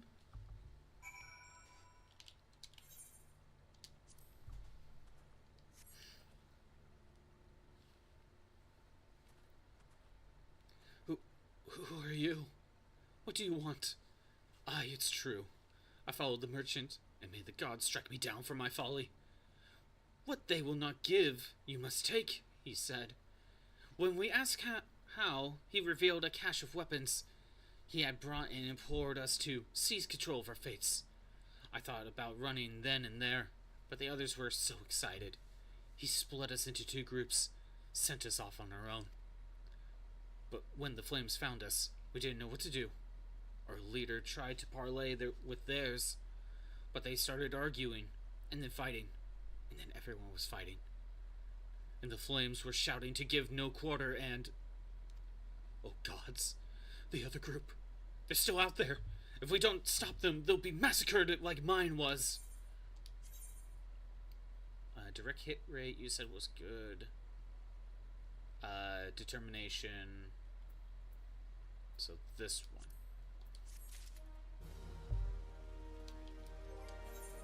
Guess I'll swap one of them in. Let me take a look. Yeah, more strength, more vitality, and we're swapping direct hit rate for skill speed. There we go. Damn, we're getting into the acting. Loving drama of it. Thanks you. I'm trying. Tenacity is a stat you never want in for anything, or is there a honestly, I had the ring not for tenacity but for the other stats. It was just kind of there. What was tenacity? Affects the amount of physical and magic damage dealt and received, as well as HP restored. It seems they all do that. The higher the value, the more damage dealt, the more HP restored, and the less damage taken. Only when you're a tank. Yes. Yeah, so tenacity is only good if you're a tank. Suspicious. But determination is just better? So, it sounds like determination and tenacity are the same thing. It's just that tenacity only works on tanks, while determination works on everyone. Okay. I'll try to keep that in mind. Again, when I had that equipped, it was for the other stats. This one? No. Oh, no. We're talking about this. Oh, no. It was on one of the other rewards, wasn't it? This one has tenacity. Again, when I equip this, it's more for the other stats, like crit rate. It wasn't really for anything else. Ads is starting soon. I can at least start this, I think. The other refugees are hiding in the caves south of Lost Hope. But to approach them would be fruitless. They would sooner call us agents of the Sultanate and try to kill us then. Listen to reason. Why, the twins might even deign to do the deeds themselves. A Poe on bloody sellswords. They were supposed to train us to fight, but the ones he sent with us vanished during the struggle. Oh, if only he had never listened to the merchant's ridiculous claims. He said our cause was righteous, that the gods would never suffer us to be defeated. Though if they were forced to confront reality, that's it. Challenge the twins to combat and show my brethren that their strongest warriors are no match for one man. Mayhap then they will agree to lay down their arms and renounce this plot. Looks like we got ads. I shall wait for the ads. Actually, I could probably head towards the next section. Battle Royale. Same with Piety. It is a stat only for healers, but ask any healer and they'll say they have literal as possible. Oh, okay. I mean, you're probably under ads, so I can't respond to that, but good to know because I was probably putting some focus into those.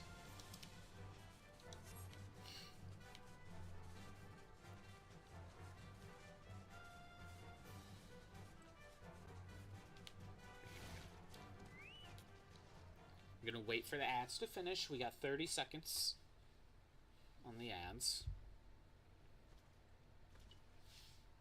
So you were saying Piety. MP regen. It's determined by Piety. Applicable when the battle is in the role of a healer.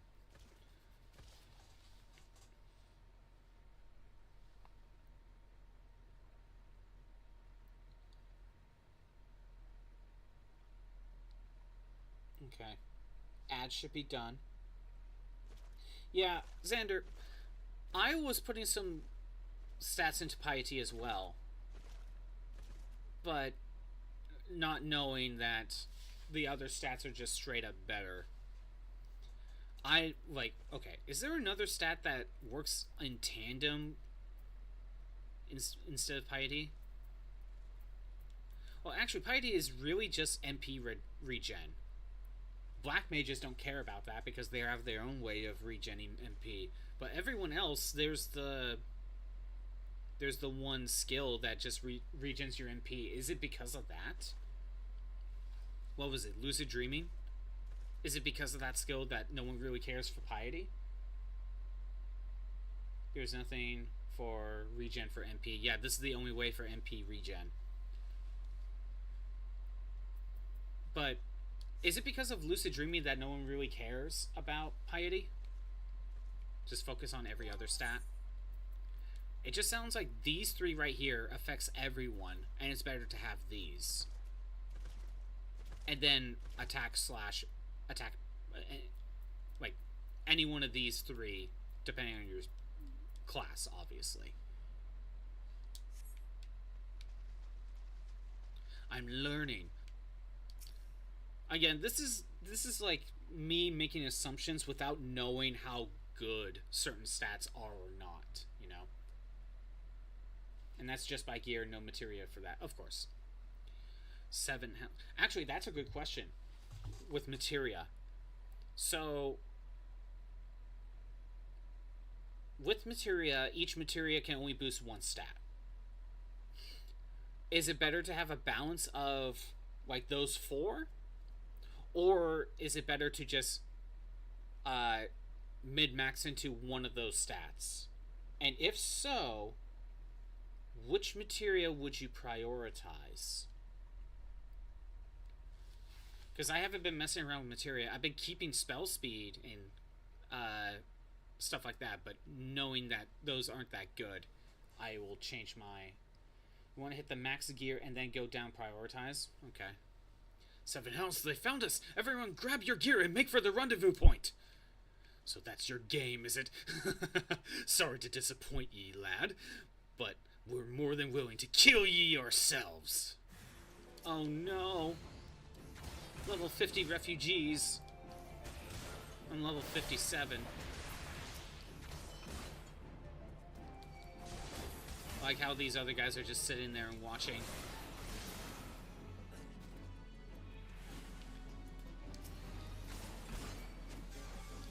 You don't stand a chance with my amazing gear.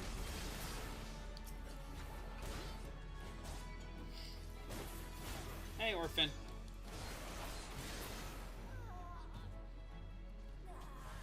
Oh. I'll try to remember after this fight, Xander, about the checking my gear.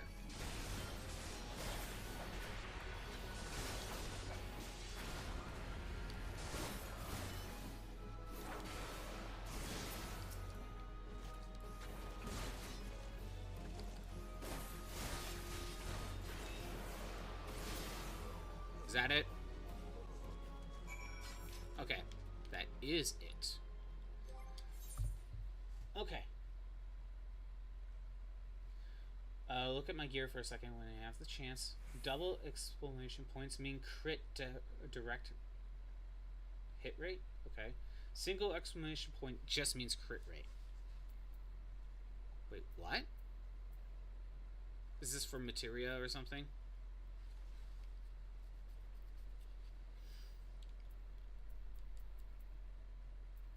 Okay, what am I looking at, Xander?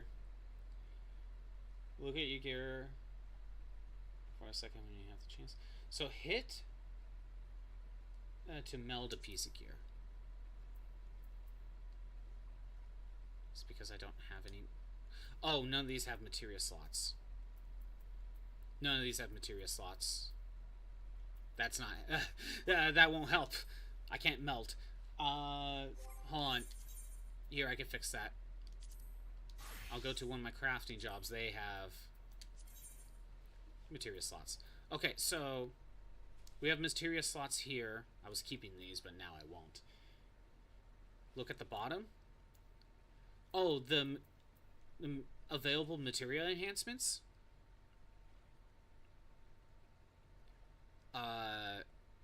Okay, what about it? Can I... Yeah, I gave these craftsmanship.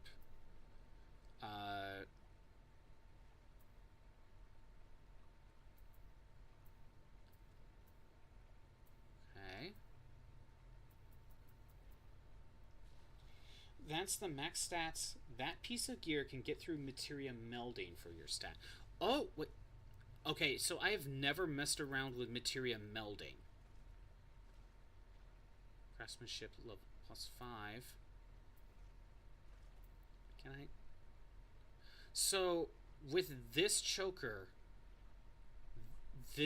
you can only get a +6 for that stat.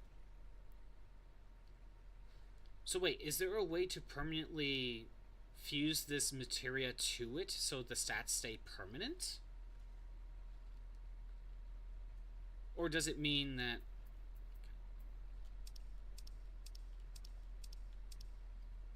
Or does it mean that,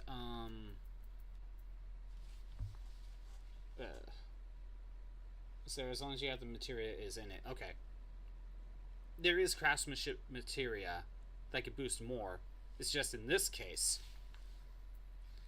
it cannot go higher than 6 for that. Well, this one could go to 11. Okay.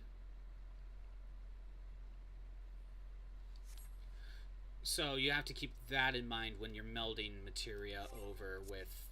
What am I doing? When you're melding materia for equipment, basically.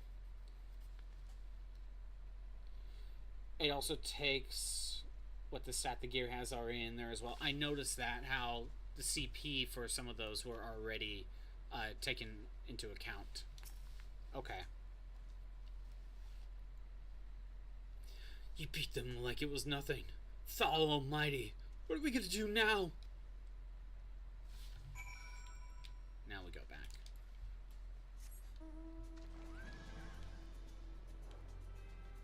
So in that case, you can't mid-max, basically. Actually, hold on, let me check something. Drashin has no stuff. And I think I put my other set in the storage, because there's no reason to have it. Actually, I think I put all my other ones in storage. Did I? Kind of looks like it. Just to make some room. Yeah, I think I did. Can't to extent. Yeah, a little bit, but like, if there's a cap per one, then there's not much you can do. So again, in that case, out of all the stats to put materia in, let's just assume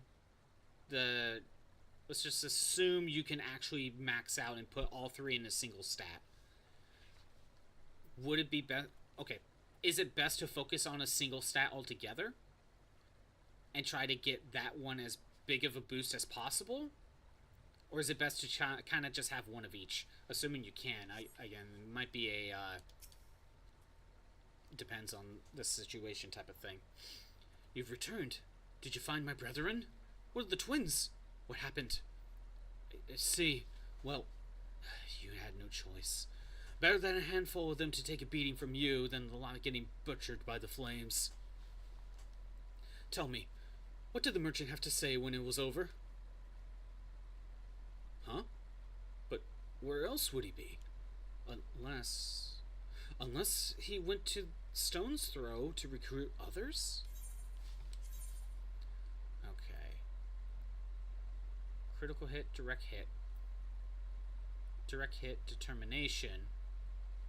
This one has a way better direct hit. This is obviously for healers. This one's obviously for... You think crit is the best stat to boost if you have to boost something. If you have to put one as a priority. Okay. The merchant wished to approach the refugees in stone's throw, but was waiting until the Frames withdrew their forces from the facility. Now that they have, there's nothing to stop him from continuing his work. How many more must perish in pursuit of this futile cause? How much more suffering must we endure before it ends? Find him. Convince him to seize his mad quest. It will surely lead us to ruin.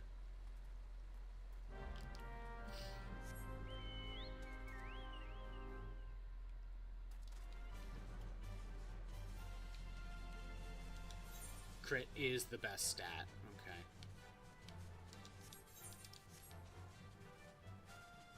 Okay. Emotional damage. What, the refugee?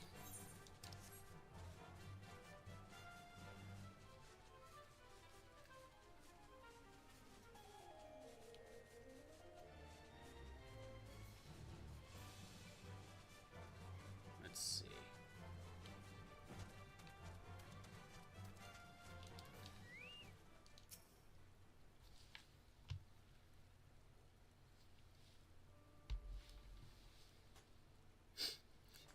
Have you seen my parents?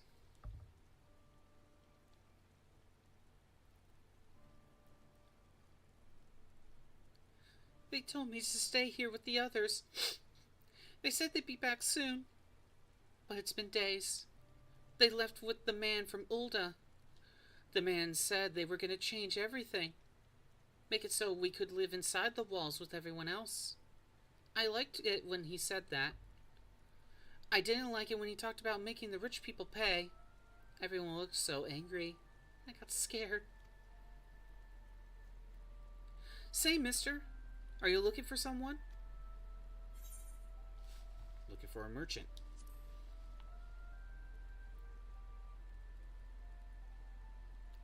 You mean the man who left with my parents? But I don't know where he...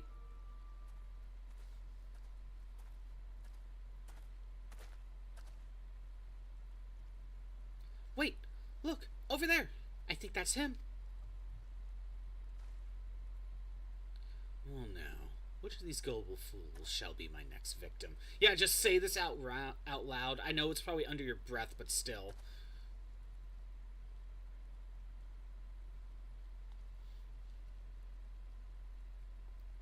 You!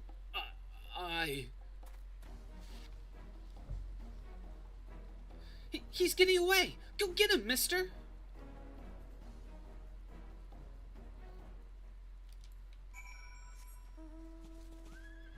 Gotta do 3 rights to make a left, clearly. Yeah, you're on foot while I got unicorn. You think you could hide from me? I got a mini-map that tells me everything. I don't think you have that.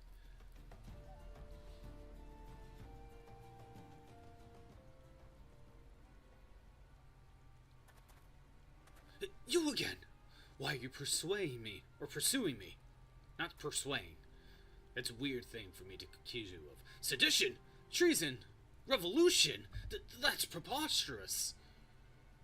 Who has filled your head with these lies? Refugees? The selfsame refugees who terrorize the streets of Ulda?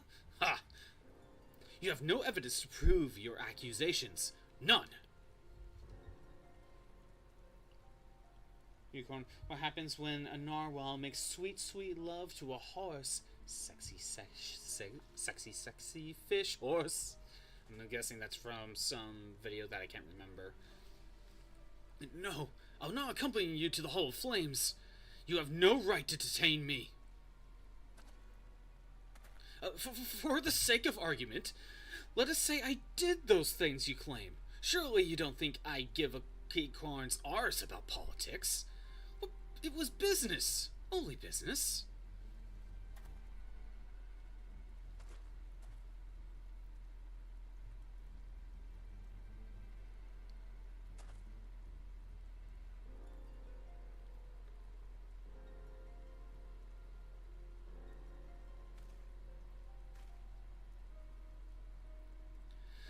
We both knew I am not the one you want. However, if you agree to protect me, I swear I shall tell you everything.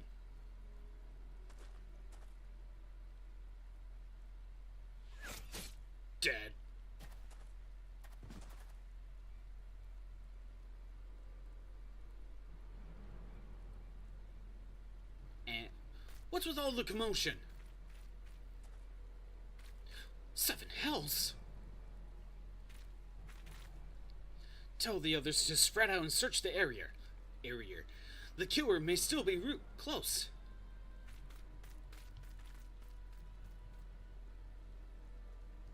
Didn't we see him? And we did nothing. Absolutely nothing. Oh. Hold, adventurer. I would know more about your relationship with the victim, as well as the events leading up to his death. To voice the Lalafell, I need to inhale copious amounts of helium to do the voices properly, so there's only so much I can do. This man was responsible for the recent riots. Mayhap we owe his murderer a debt of gratitude. In any case, it is obvious that you are not the one we seek. You may carry on with your investigations, Scion. We need to go back to the Hall of Flames.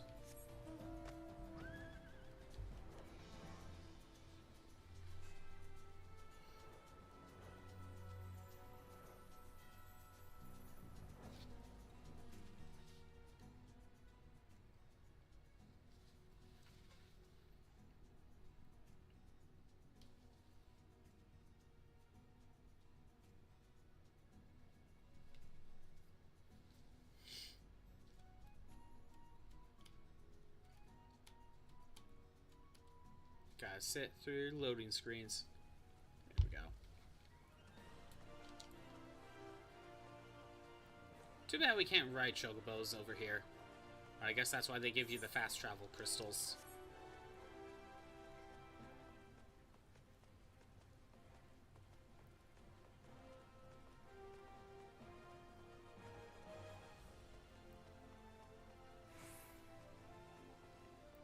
Okay, Swift, I got something to report. Swift, where are you? There you are. What news, Scottbot? Where's the merchant?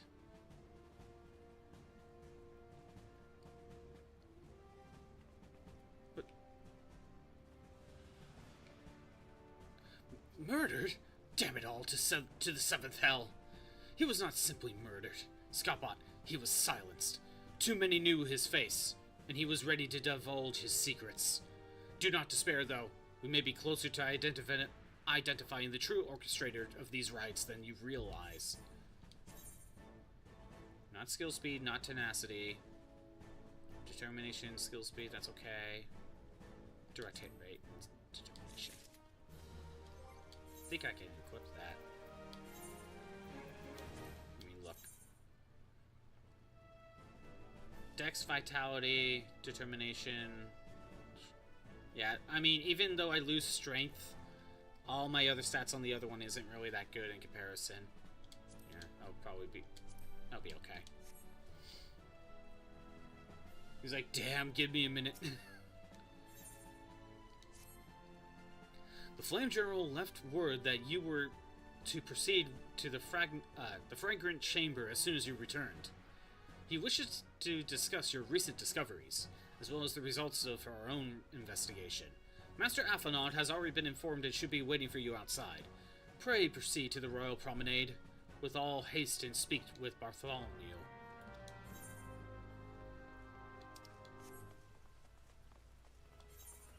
I guess we'll go this way. Wait. No, that's monks. I'm gonna go this way.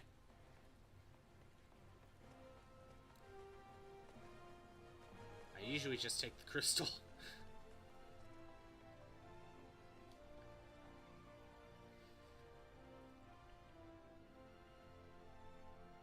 Yeah, when fast travel is a thing, you just kind of forget how to go to places.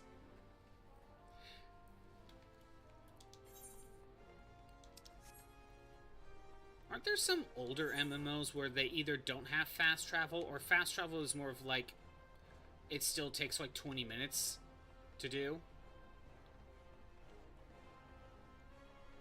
But it's still faster than going to where you need to go on foot, instead. I don't know. I don't have too many experiences with MMOs.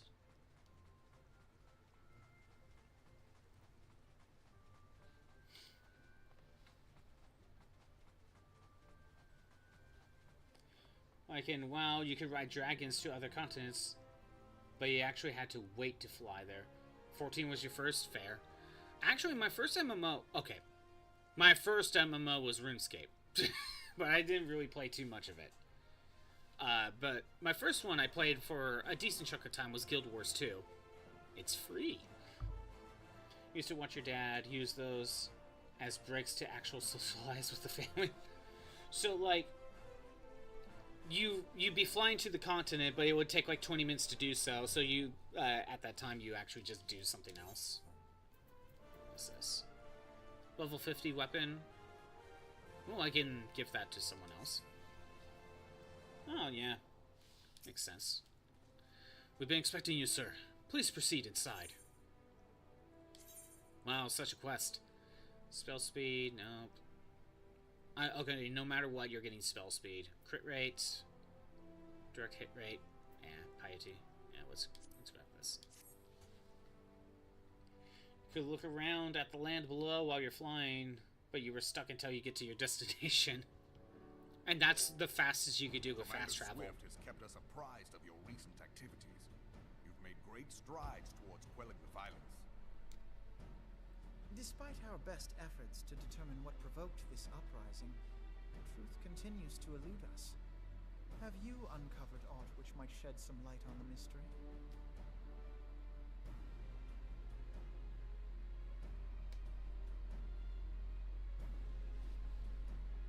This information does not leave this room.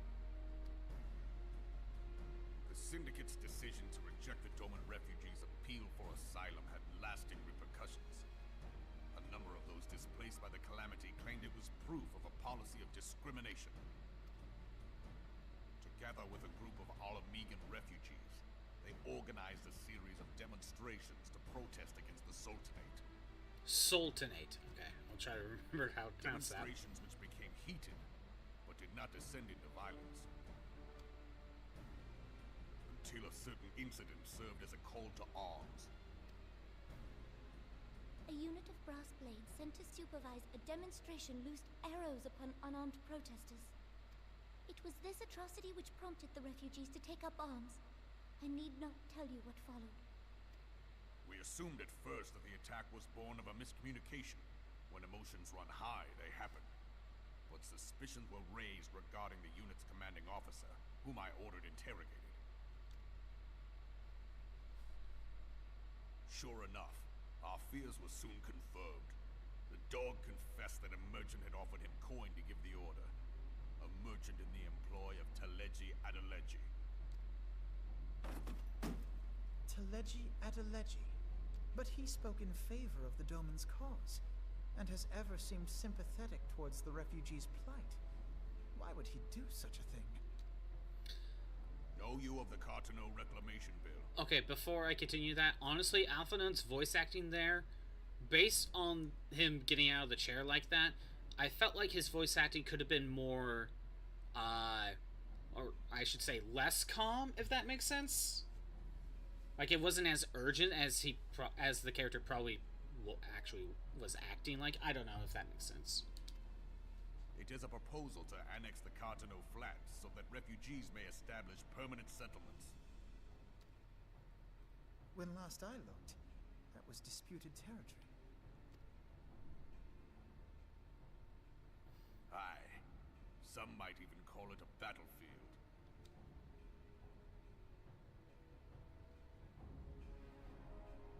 Big fan of Raubon, Xander.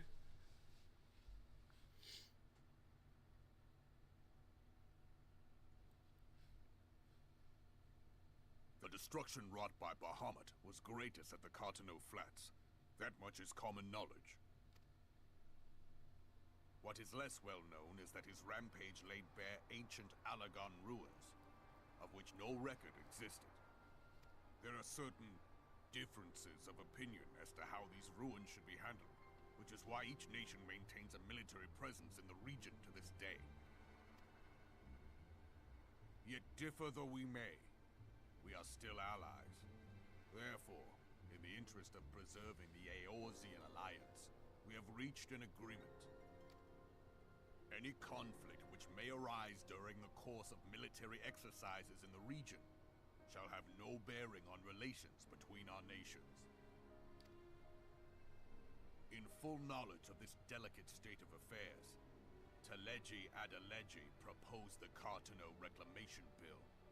A shameless bloody ruse which stands to benefit him in but one conceivable way. If successful, he will gain control over the disputed territory under the guise of assisting in the resettlement effort. And you can be sure he'll build an orphanage next to every Alagan ruin.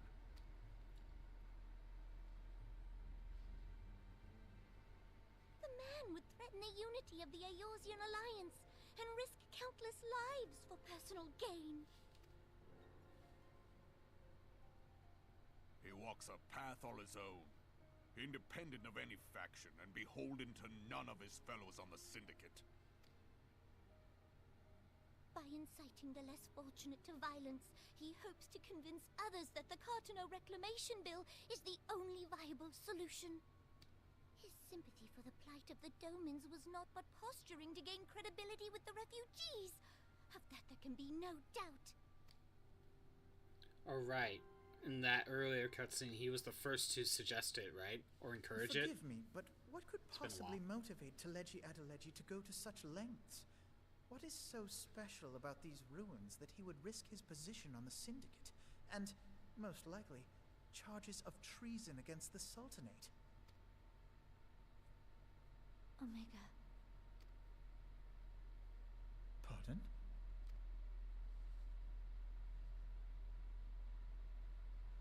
An Alagan monstrosity, not unlike the Ultima weapon. Mayhap larger, we know not. It has yet to be fully excavated. Great, Omega's here. Ads will start soon. When the ad starts, I'll, not Alagan continue. inscriptions indicate that it was created to fell Bahamut himself. If accurate, it might explain why Nailvan Darnus chose to bring the Red Moon down upon the Cartano Flats, given the ends he went to ensure Eorzea's annihilation. Destroying the one weapon which could stay the Elder Primal may well have seemed like good sense. When first I bore witness to the power of the Ultima weapon, I doubted the evidence of my senses. And now you tell me there is another such weapon. One which could contend with Bahamut. Bahamut? Aye. We were skeptical ourselves. Truth be told, until the Ultima weapon's existence came to light, we thought the inscription had been mistranslated. At present, Omega is more akin to a fossil than a tool of war, having long since ceased to function. As such, its true potential cannot accurately be gauged. However, if someone were to restore it, as the Garleans did the Ultima weapon, I have little doubt that he would wield untold power. We got ads. Battle Royale. I shall try to wait. Is my PNG working?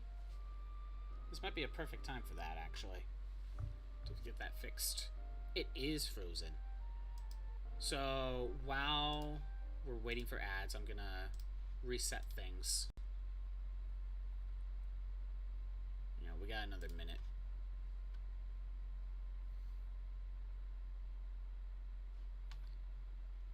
Yeah, PNG was not working.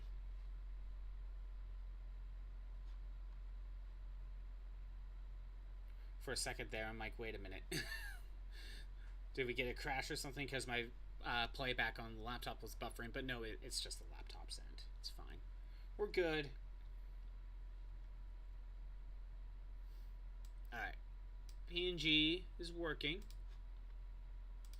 Let's get the audio back. 20 seconds.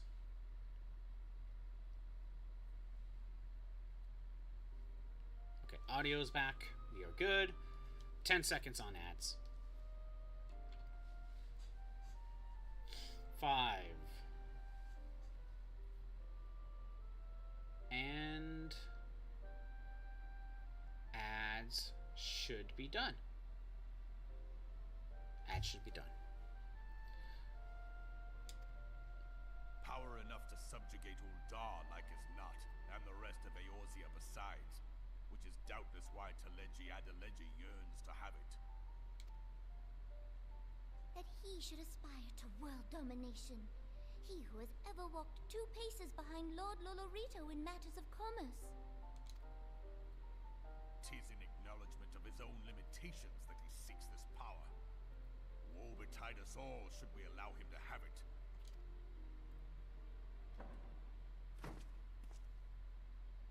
Pray waste no time chasing rats. Only a fool would believe that secrets can be kept in Uldar. It would seem the implications of the Sultanate's refugee problem are rather more far-reaching than we assumed.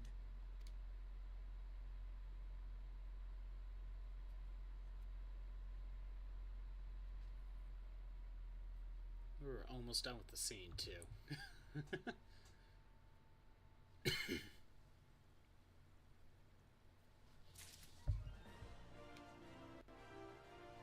Quest is complete. But a new one must start, if the game will, you know, load properly.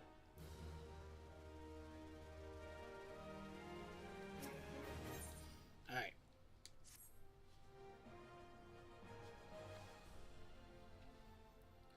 I should be glad to know the truth, and yet the thought of all this chaos was the product of one man's lust for power sickens me. How long do you think they intend to hide the existence of Omega from the Scions? That they even felt the need to do so is most troubling. It would be in our best interest to learn more of the military activities in the disputed territories. Fortunately, you are already well positioned to do so. Lieutenant Malagold, pray keep us informed of any developments of Chartanel. Begone, whelp! There is no place for children!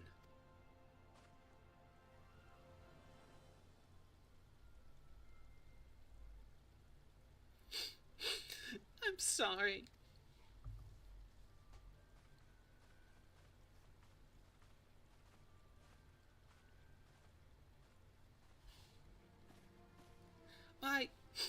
I was looking for you, mister.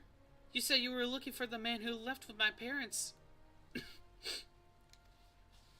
You know this girl? Why do you gotta pantomime everything? So he visited Stone's Throw as well. I see. Did you find the man? Were my parents with him? They were not, I'm afraid. However, I can think of several places they might be. If you like, we could go and look for them together. Really? You help me look, mister?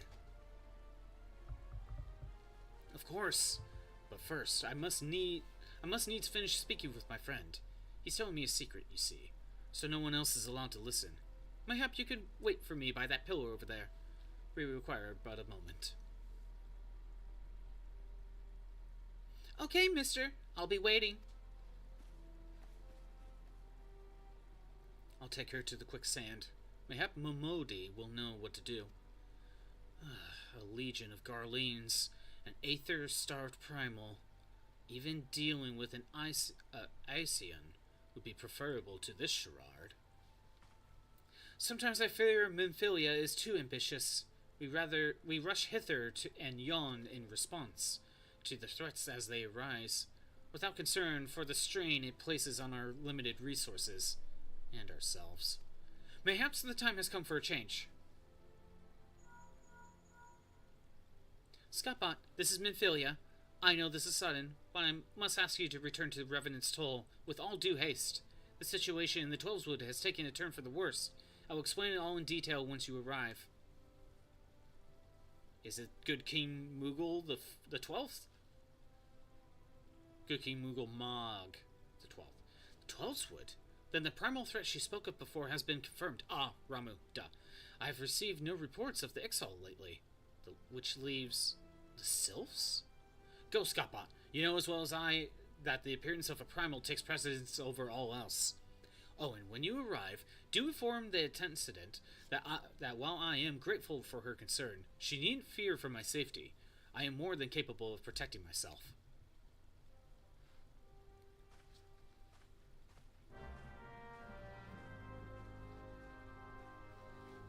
back to Revenant's Toll. Which, you kind of wish you could just tell me over the phone, and I just go straight over to the 12's Wood instead. You know, that probably would save time. Or I go to 12's Wood and meet up with Palpalimo, and Palpalimo tells me what's going on. Kind of feel like it would probably save some time, don't you think? Save a trip, you know? I'm closer to the 12's Wood than I am Mordana, I think. Actually, no, they're about the same distance. Granted, teleporting is a thing you could do. But yeah, speaking of fast travel and teleporting, what are your thoughts about fast travels? Versus, like, in the MMOs where you had to literally take 20 minutes to travel to somewhere. Like, are we better off with it, or does it lose a little bit of, something when we go to the quick fast travels that we have now? Do you think teleporting is canon? In this game, for sure it is. Like, story-wise? I mean, the crystals are everywhere. I would think so. I think in this game it totally is canon.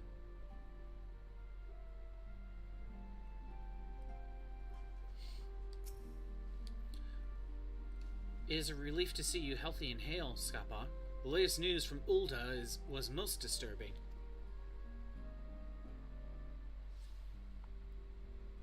Clearly, the only injury Alphanon suffered was his ego.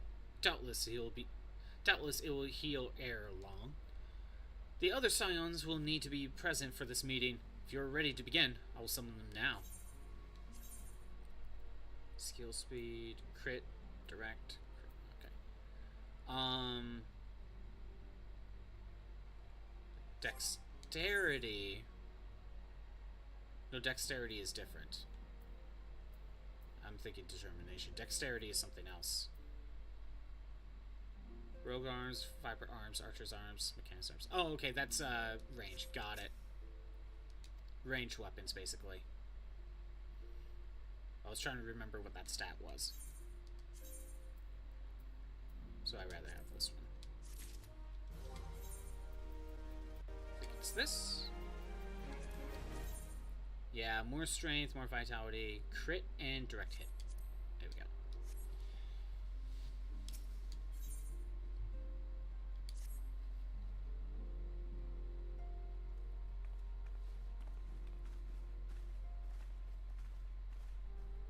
Everybody's back. Thank you for responding to my call with such haste. Rest assured, I should not have summoned you were it not urgent. To business, then. I have received some most disturbing news from the Order of the Twin Adder.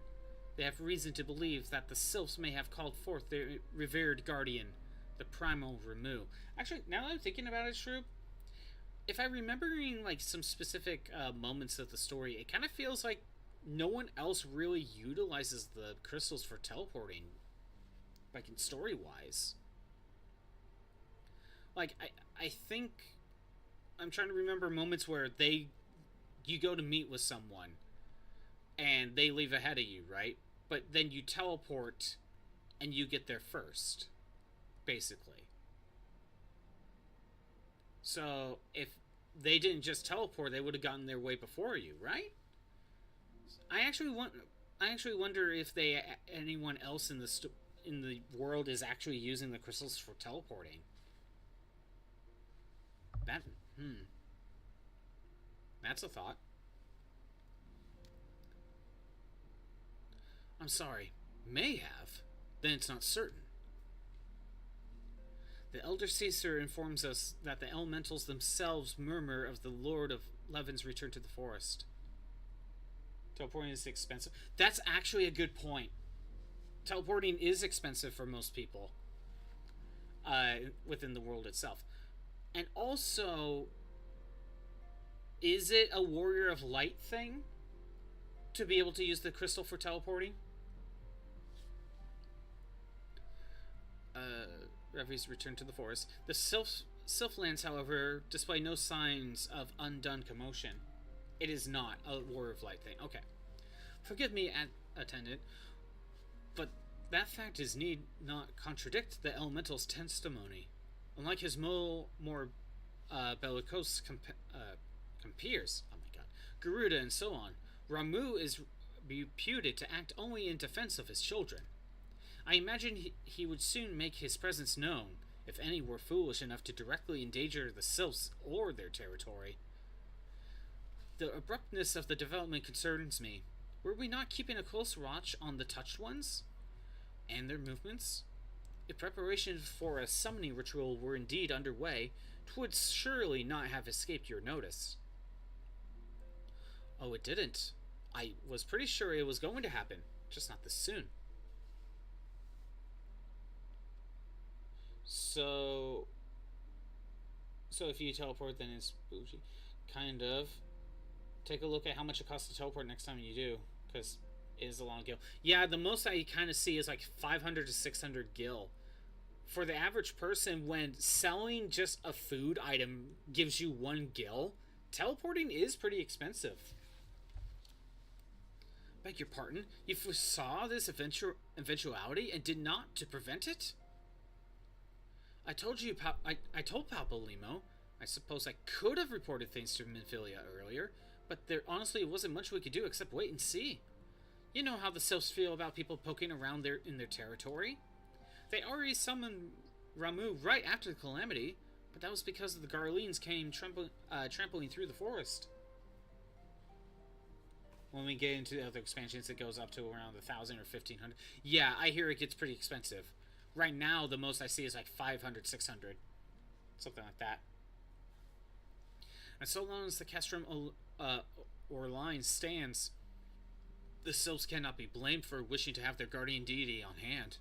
In short, Ida and I are in agreement. The actions of the forest folk were inevitable and unavoidable. I maintain that observation would have remained the best policy had it not been for the sudden influx of strangers into the Black Shroud. That, alas, we did not foresee. By all accounts, the recent violence in Ul'dah drove a number of refugees to seek safety under the concealing canopy of the trees. 'Tis like the Sylphs perceived this panicked migration as yet another invasion, and quickened their efforts to summon their god. I am to put in mind of Titan and the kobolds. Once again, it is the affairs of men which have paved the way for a primal's coming. Indeed, one cannot help but wonder what manner of place Eorzea would be without the civilizing influence of mankind. Be that as it may, this regrettable development does afford us a unique opportunity. Scappa, through your dealings with the Sylphs of Little Solace, you once succeeded in preventing an untimely conflict with Gridania. I wonder, might one who has traded with the Sylphs so fruitfully in the past not achieve similar success with the Patreon deity? If Ramuh can be convinced of our intentions, it may be the first step to breaking the cycle of primal summoning. I fond hope. Were such a thing possible, we would not have been at war with the Beastmen since time immemorial. But maybe this time we can. Let's continue this discussion on. We must needs first consult with the nations first affected by Ramuh's presence. The Elder Caesar has requested your personal involvement, Scottbot. Pray report to Commander Hiriolu, at Alder's Nest as soon as you are able. Words are hard. Steel yourself for the worst. While I hope for a peaceful resolution to this matter, experience suggests that your meeting with the Lord of Levin will prove less than amicable. The more I read, the more I flub. In such an event, your fellow scions will of course lend you to whatever support you require.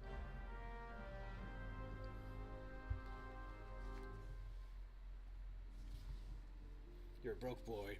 There are times where you do not teleport and just walk there. Very fair. It also depends on how close you are. But at least in base game, the prices aren't that bad. Yeah, we just need to go to Gridania. I can free teleport there. Right, if I were to teleport to Gridania right now, 323, that's not that bad. But, let's see, what's the most expensive one here? Here's a 488. The most expensive thing right now is 488. Right here. But I think I've seen it go for higher. And when you consider that if you were trying to make some gil in this world, like if you try to go gathering for food, right? Each piece of food is only getting you like 1 gil. So you would have to sell like 500 carrots just to be able to teleport. You know? So if everyone has access to teleporting in this world, it's pretty expensive to do so. And that's just for gathering and mining as well, basically, right? If you were to be an adventurer that goes into dungeons, I mean, yeah, you could sell some equipment that you find in the dungeon. That only does so much, though.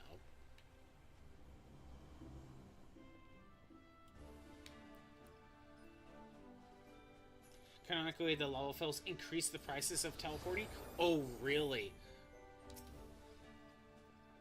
Of course. Why is it that a lot of the Lalafels are just like, just consumed by greed? It feels like it's a lot of the Lalafels that are doing stuff like this. I'm probably just misremembering, but I don't know. Teleporting used to be capped at 1,000 gil. Really? Lieutenant Malagold, your arrival has been most anticipated. The appearance of a primal is ever cause for alarm and unease. Though my men stand ready for any eventuality, I know none more qualified than you to snuff out this threat. Indeed, I will have you do so without delay. The Elder Caesar, however, would speak with you first. She is in the opinion that your diplomatic, rather than martial skills may be better served for our cause. I will leave further explanation of our learned leader to our learned leader. Pray you may make your way to Nofika's altar. The conjurer in attendance will admit you to the lotus stand.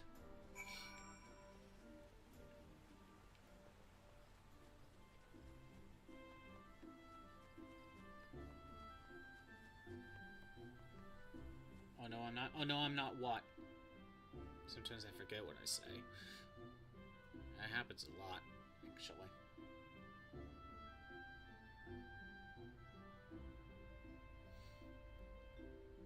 Oh, about the Lalafels? Okay.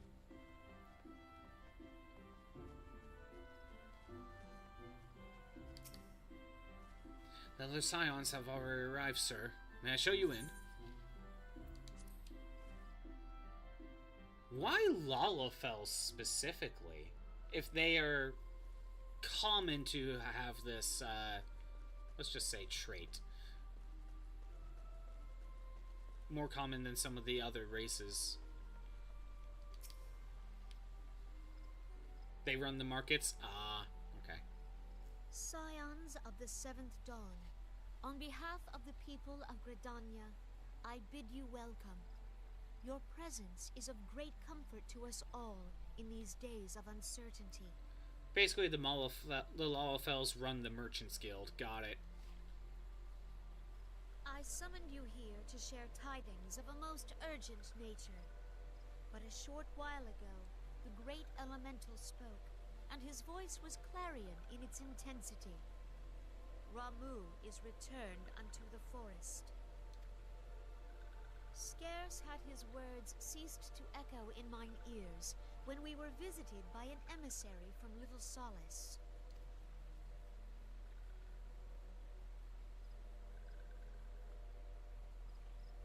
Our guest informs us that the Sylphs, too, have sensed the presence of the Lord of Levin. Though his exact whereabouts remain unknown, we may safely assume that the Primal was summoned within the heart of the Sylphlands.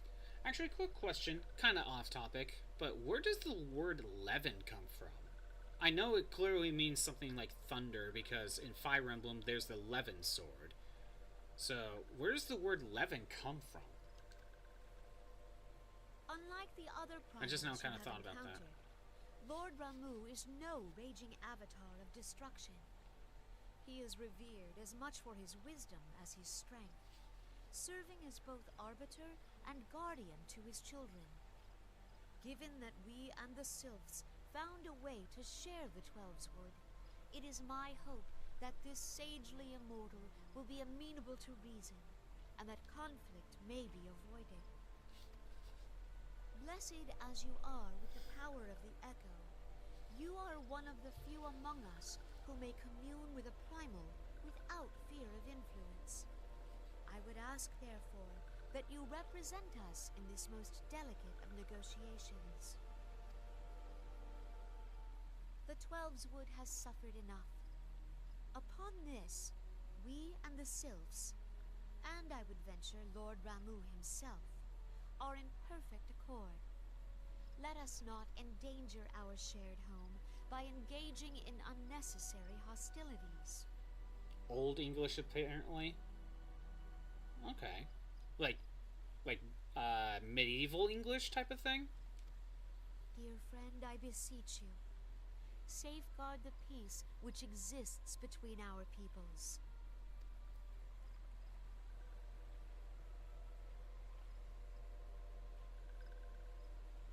You have my thanks. Okay. I was just curious. I just now thought about it. I'm like, wait a minute. You know, I've heard that. I heard Levin before. Pray make for little solace, then.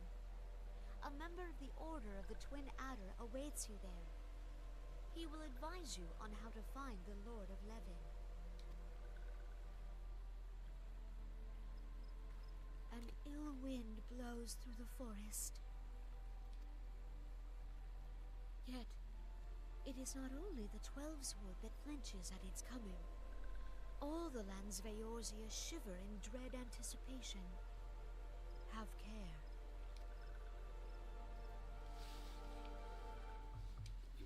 We may be having a fight with Ramuh soon.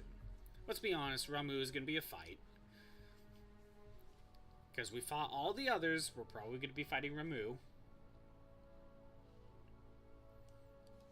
Probably actually, something may actually happen today. Not that nothing's been happening, obviously. A little Solnus, so I think we need to go to East Shroud. Lancer skill. Yep, East Shroud.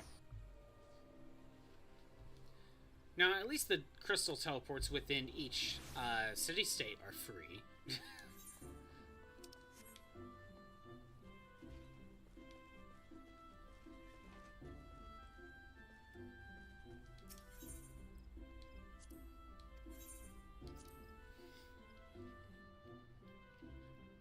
But yeah, Shroop, it sounds like teleporting is a thing everyone can do, but with how spendy it is, no one really does that. Because, take for example, like...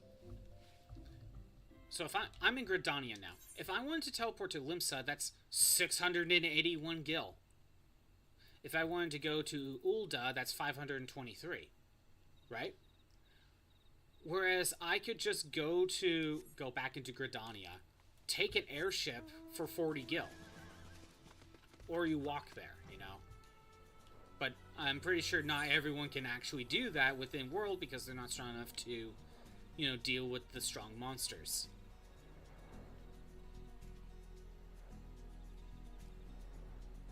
Yeah, the airship is 40 gil, I believe.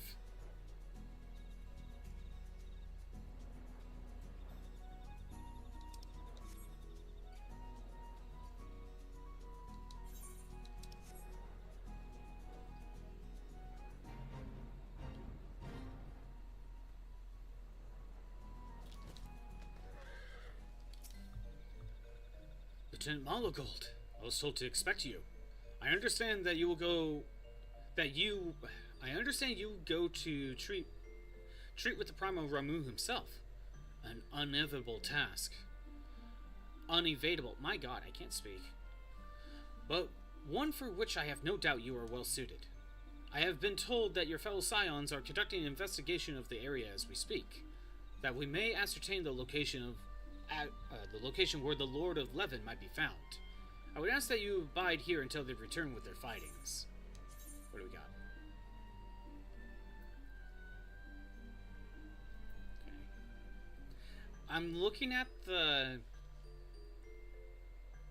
I'm looking at these where they prioritize like mind for healing. They really don't give much direct hit rate, and they're gonna give piety anyway. Interesting.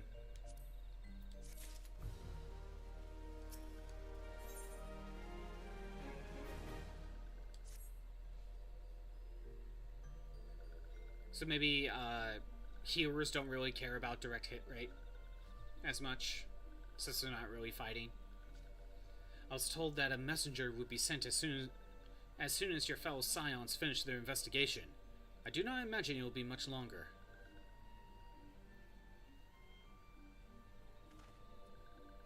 This one returns, and returns with good tidings. Wise ones have finished searching, and have wisely identified the present location of where the touched one summoned Lord Ramu. Healers care. Healers are expected to do damage eventually, but I noticed that at least these pieces of equipment don't boost hit rate that much. Again, like a +4 versus others are like +20. Your timing is impeccable, my fellow friend. Might you be so kind as to escort this good man and to his fellow scions?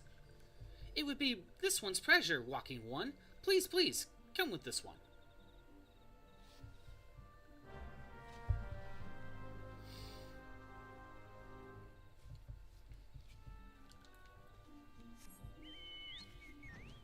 Because I know at some point healers get access to something like Holy, so they can deal some damage.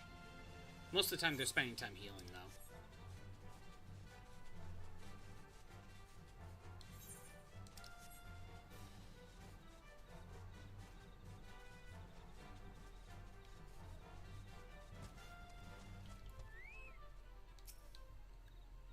Wise One has ventured deep within the Sylphlands. These ones must proceed carefully and keep an eye out for touched ones.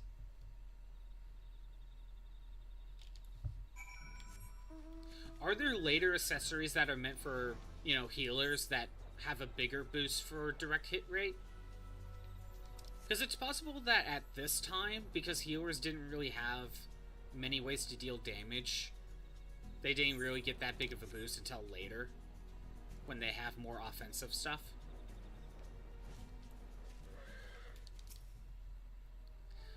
This one's most sorry, but this one can go no further. Draw too close to Lord Ramu, and one may turn mean and nasty like touch ones. And so this one must say farewell for now. Walking One will find wise ones not far from here. To the south. Go in safety, Walking One.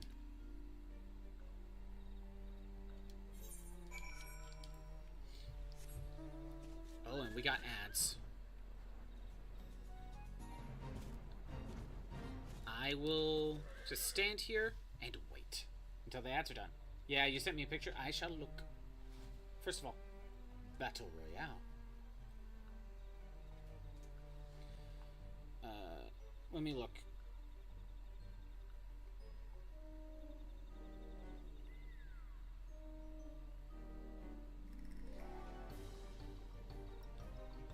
Damn, that's a level 100 piece of gear. That's for the new expansion. Vitality 8 plus 800, Mind plus 800, Critical Hit plus 400, Piety plus 2, basically plus 300.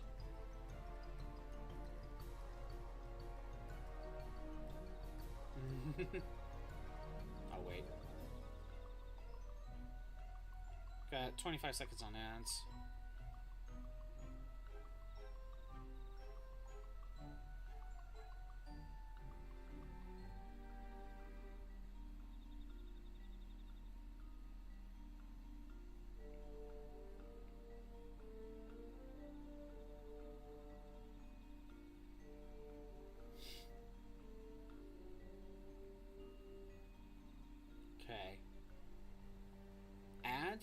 Should be done. And Xander, I see the image you sent me, and I can see Vitality and Mind are in the 800s. Piety is at 300, and Critical Hit is at 400, but this one you sent me, this image you sent me, Xander, is not showing, what was it? Direct hit rate. Obviously, Critical Hit is the better stat to boost, but I was curious on what, direct hit rate boost specifically. Because I noticed, like, when I was getting the accessory for the healer, the direct hit rate was just a +4, whereas direct hit rate for the thing I just got for the mages is a... Oh no, this is a crit. Wait, is that what I just picked up? I think it is. Maybe it was critical. Either way, it was a very small amount. Do I have something that actually boosts intelligence? Those are low stuff. I should get rid of a couple of these. Vitality, skill speed, mind. I mean, that looks about balanced. I don't know.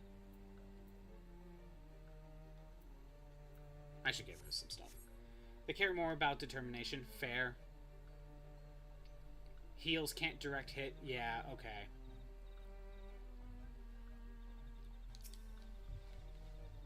So it's actually you.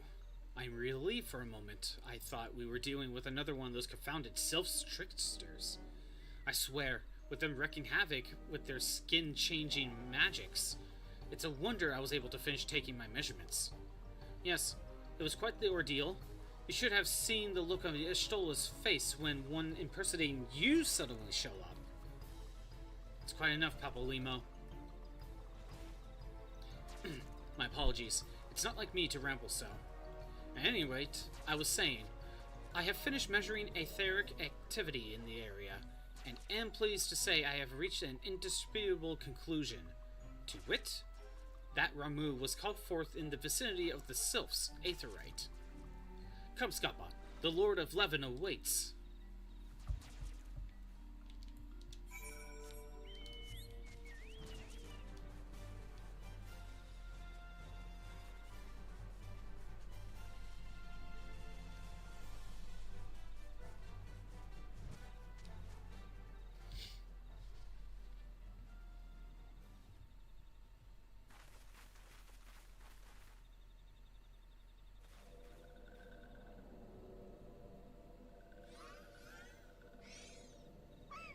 I feel like I heard those sound... These sound effects are the same ones that I hear in Ocarina of Time. Ainora betrays thee, servant hiding. You couldn't fly in these zones? What? I didn't know that.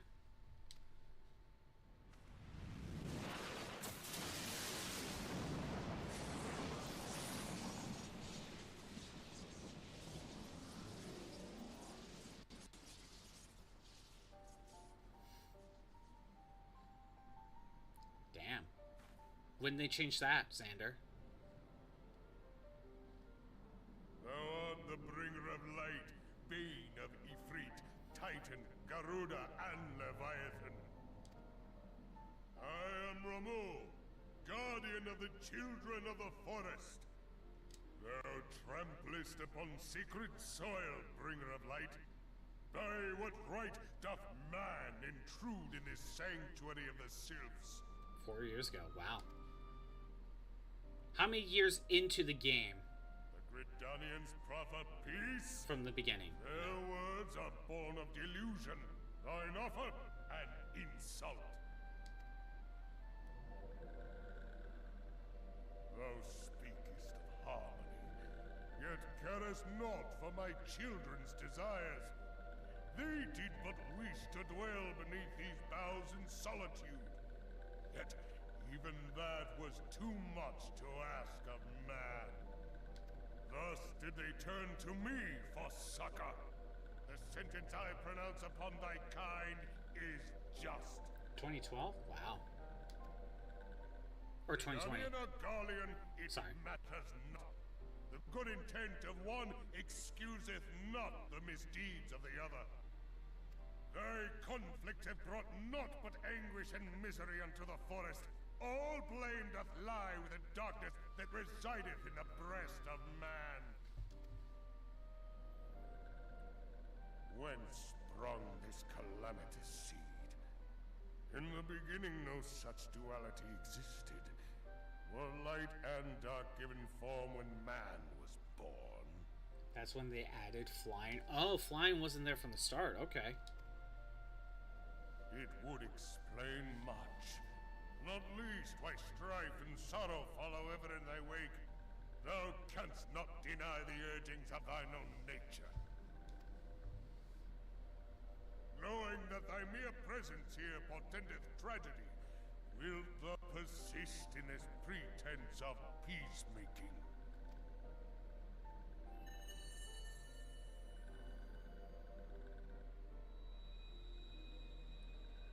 Thou bearest the crystal which I bestowed upon my wayward charges, that they should entrust so precious a gift to thee. Thou standest apart from thy kin. Thou art the bringer of light, aye. But there is something more in thee. Very well. I shall consider thy proposal. Shouldst thou survive my trial.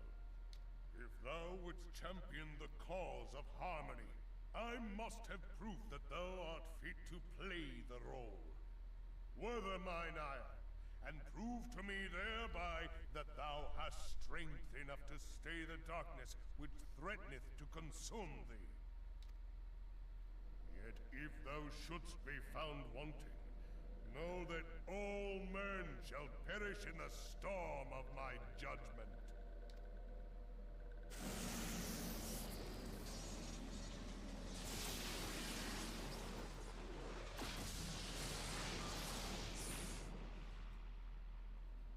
Come to me, bringer of light. I shall await thee on the field of battle.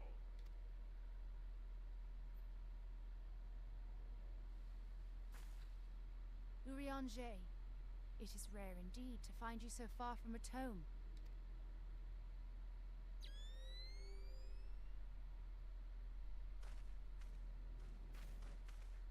The Lord of Levin himself. Never till this day had I looked upon his visage, save in painted renderings made faint by time. Ever shall this scene remain etched in my mind's eye. Beg pardon, my lady.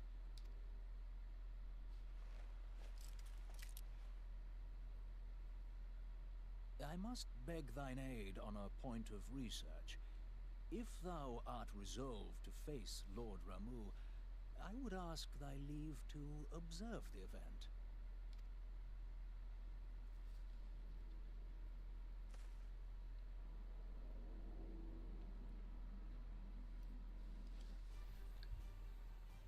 Okay, so we're about to fight Ramuh.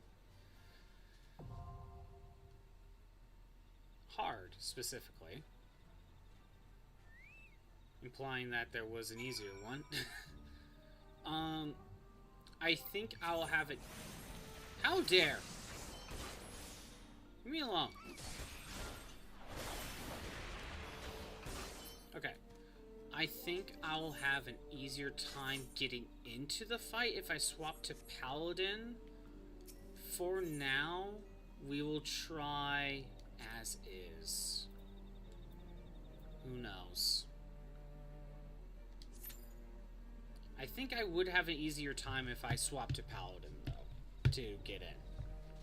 But we have to. I have to do this to continue. You want to join? If you want, Xander. Here, I'll undo it. There. Yeah, if you want to join, go right ahead. Actually, since the sylph could show up, I'm gonna hide back here. Yeah, if you're gonna head over, I'm gonna take a second and step away. BRB, I'll just leave it on the screen.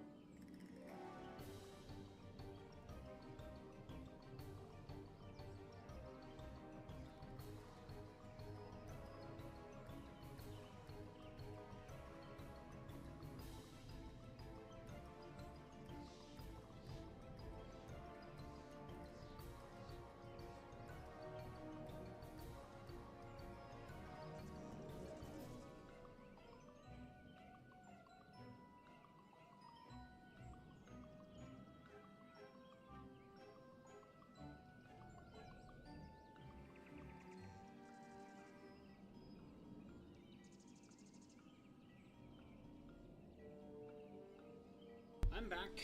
Sorry for the wait. Doggo needed to go outside. Alright.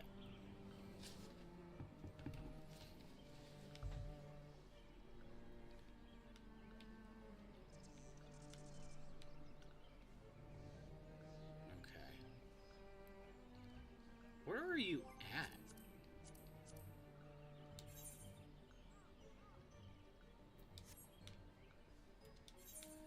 Oh, you're over there. I see. Okay, good. Oh, made it in.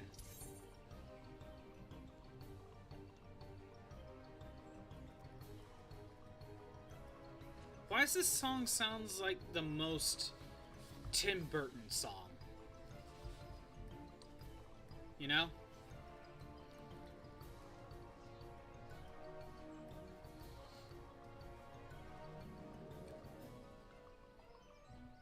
Well, we're just waiting on one person. There we go.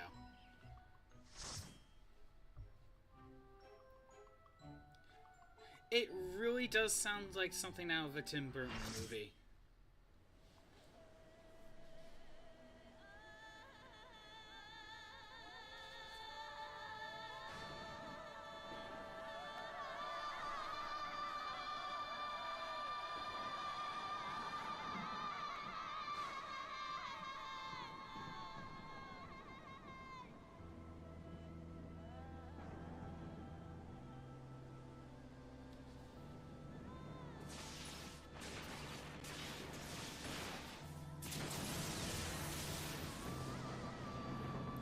This song is performed by white women yelling.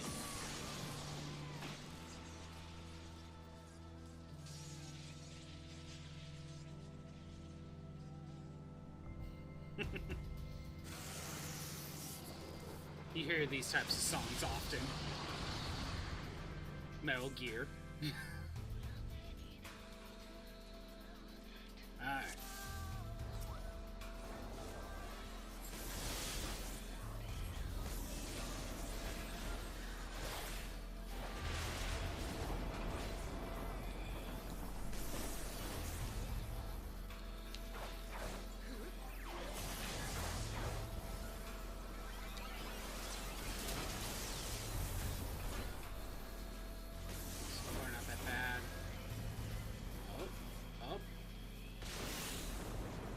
Get away from everyone else so we don't hit other people multiple times.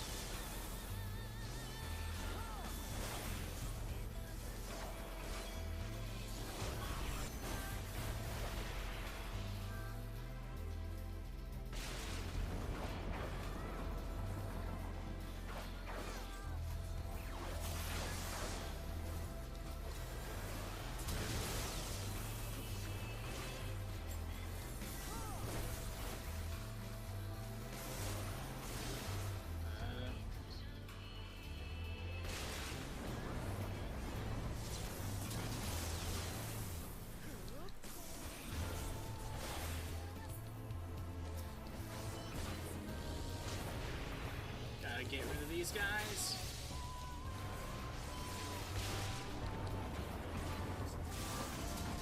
Eastern Asian woman yelling. Either way, it's some woman yelling.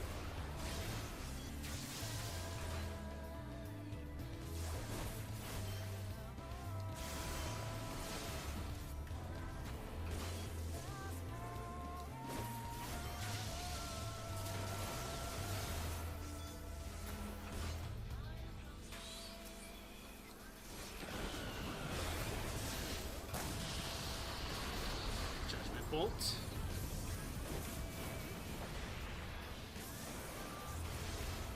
Would that have been stronger if we left the other little sylphs alive? Actually, don't know. I have no idea what this little symbol is actually for.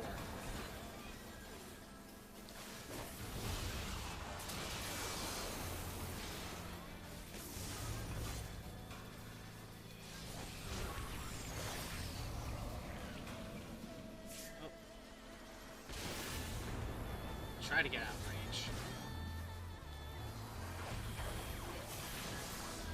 Tethers 8 orbs? What?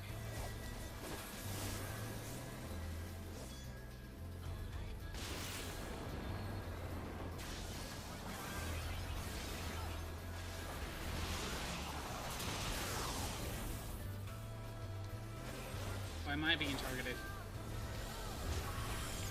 Terror. Okay, I can't move.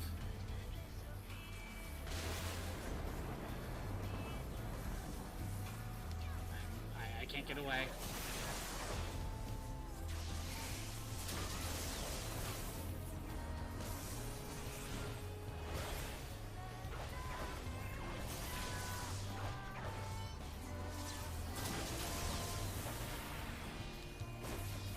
This is one of those I really have no clue what's actually happening.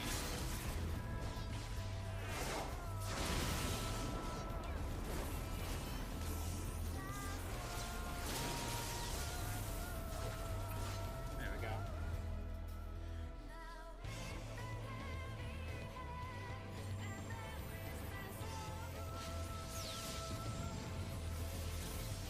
Yay, Ramuh's defeated. Thanks, Xander,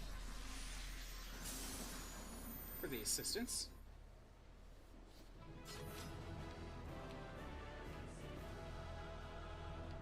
Okay.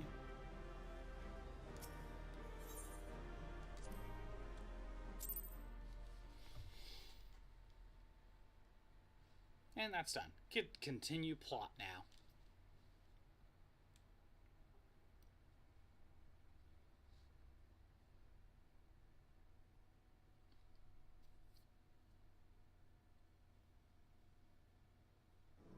That was a nice distraction, right?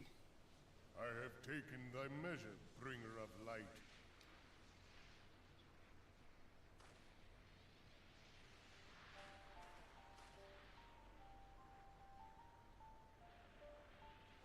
And I judge thee a worthy champion. The task of excising the sin that hath taken root in man's heart is thine. Shrink not from employing thy strength in service to the forest and the wider realm beyond. Like hungering shadows do the enemies of harmony gather, and meekness will but feed them. If man is to be delivered from the dark, it shall be by thy guiding light alone. Stray not from the path, for if thou dost, thy people shall be truly lost.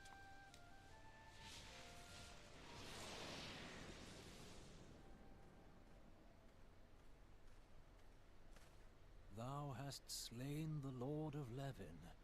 A regrettable act, but a necessary one.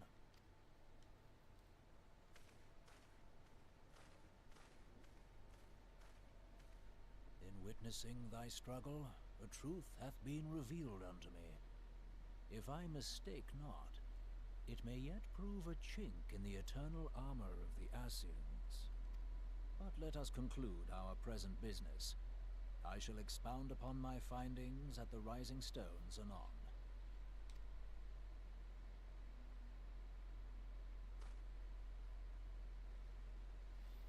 Alright. So, let's see. I could continue plot. Or Xander, if you want to, we can do some dungeons if you want. Whether it be some hard mode dungeons that I need to take care of, or, I don't know, Palace of the Dead. Let me get out of range. Again, it's either that or I just continue with my own plot stuff. I got a few hard mode dungeons that I need to take care of, for sure. Or Palace of the Dead, or I could just continue on. It's up to you.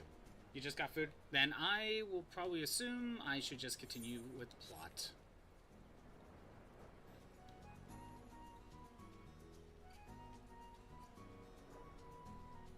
Let you eat.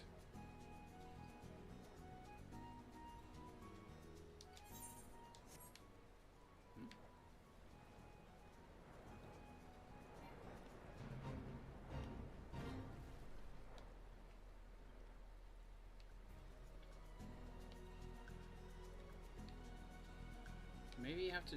Do we have to disband the party? I don't know. I'll continue with plot. Lieutenant Molgold, you have returned. Dare I ask how Ramu received your visit? He challenged you to a test of arms. It is well, then, that you have some experience in such matters. The peoples of both Gridania and Losaris will be relieved to hear that the Lord of Levin has accepted you as the forest's champion of peace. You have performed a monumental duty this day. Lieutenant Malagold, the Elder Caesar must be informed of your deeds at once.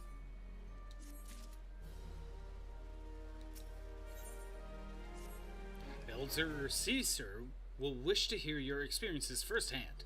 Pray return to Gridania and make directly for the Lotus Stand. The conjurer at Nofika's altar will be expecting you. Fare you well, Lieutenant Malagold. And I can just fly. No reason to teleport. Not even my free one. Not worth it.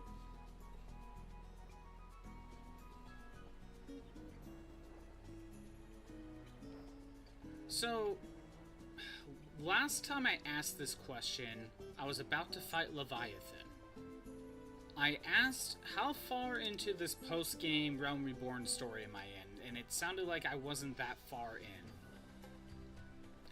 in. Now that I am past Ramu, how far in the in this storyline am I in now, do you think? Give or take.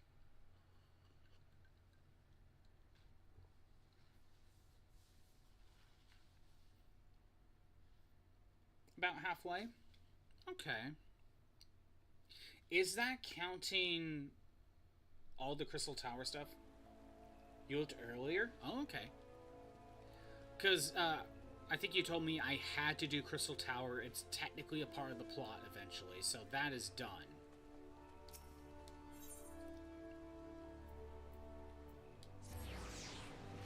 Yes, so... with Crystal Tower, I'm halfway through, about half, or with Crystal Tower, I'm actually past the halfway point.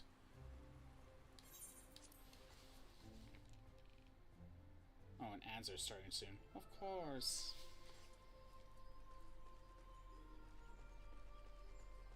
And again, I can't pass technically. Okay. Okay, good.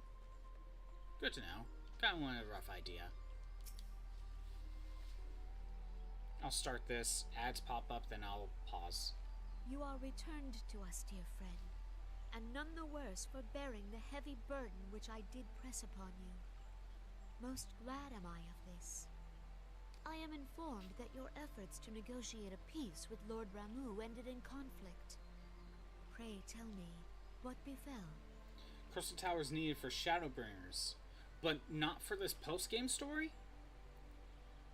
At all? So Crystal Tower is just needed at some point, but not for this let's just say this campaign. Just got it done early ahead of time. Okay. Ramu made trial of you? Okay. I fear there is truth to his claim. It is the darkness within us that attracts the darkness without. Ads are playing. I'm gonna pause and wait. Battle Royale. Let that go. While we wait, I might as well just check my stuff. As should you, I guess. This is a perfect time to check your socials and stuff, see what you need to do. Or eat. Honestly, eating is fine. It's a good alternative.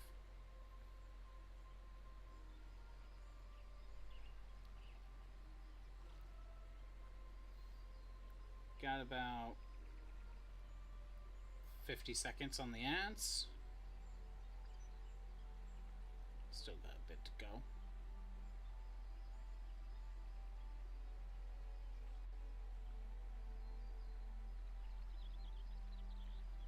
Okay, not much going on. Oh.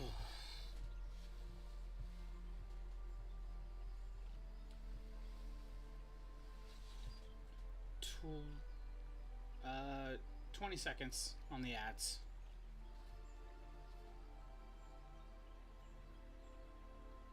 Give it a little bit. I'm gonna do another battle royale Because I feel like it.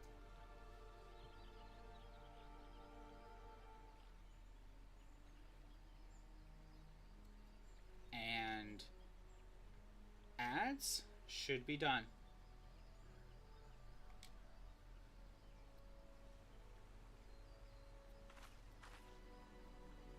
It cannot be denied that misfortune follows man.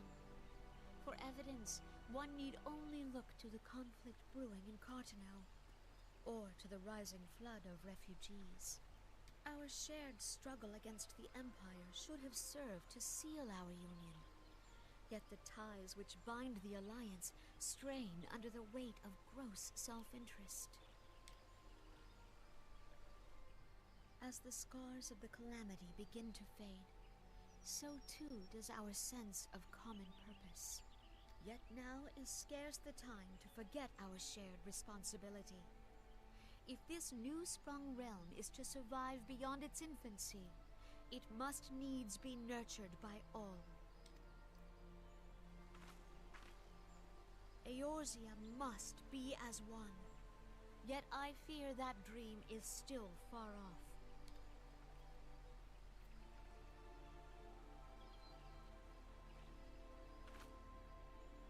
On behalf of the people of Gridania and the elementals both, I thank you for all that you and your fellow scions have done. Full oft have I been compelled to look to you for aid of late, and offered all too little in return. As leader of this nation, I shall endeavor to prove a more worthy ally to your cause henceforth. Now that we stopped a couple more primals, these different city-states are now more likely to help us out with sending aid. Lord Ramu has departed, yet the keening of this ill wind grows no less insistent. Voices of the forest, pray speak and I shall listen. What unseen evil begets this unease in my heart?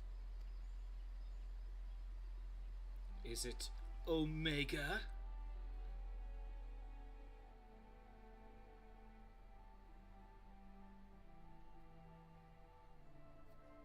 Okay. So these are kind of all the primals that they have talked about so far. At least in the main campaign, there are probably more, but expansions. Thus ends another daunting mission, eh, Scampa? I hoped Lord Ramu could be persuaded with words alone, but nonetheless, I can only admire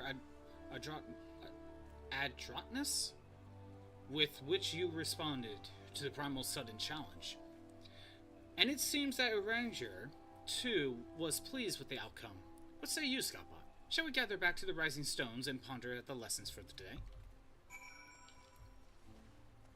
I think my PNG froze. I'm gonna fix that. It's probably been frozen for a while. It is what it is.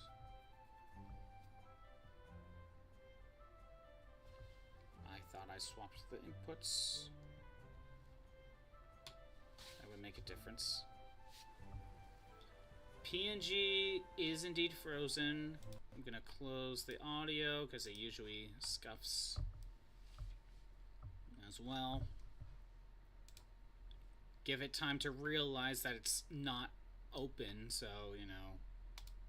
That's the reason why I close the audio at the same time.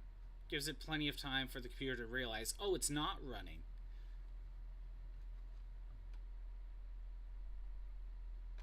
If I try to close it and open and back up, I think there's a chance it'll be like, what are you talking about? It's running. Like, no, it's not.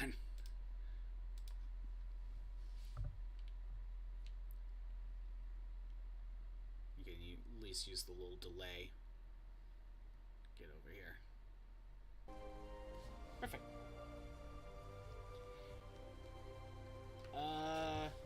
47 more missions, I'm assuming, until I could look at Heaven's Sword. Got it. I still got a ways to go. Wait, what? Oh, Rising Stones. That's Mordona.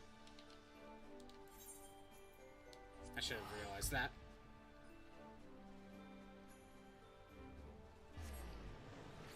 A ways to go, for sure.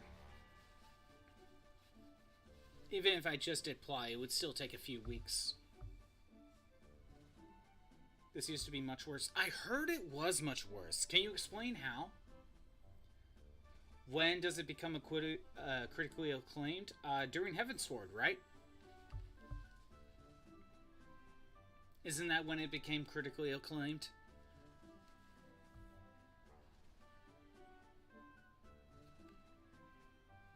Now, for my next stream, we shall play the OG Final Fantasy XIV. See the good, now we'll see the bad. Used to be more than 100 quests? Ooh. It was around 170 to 180. And how many quests are we talking about now?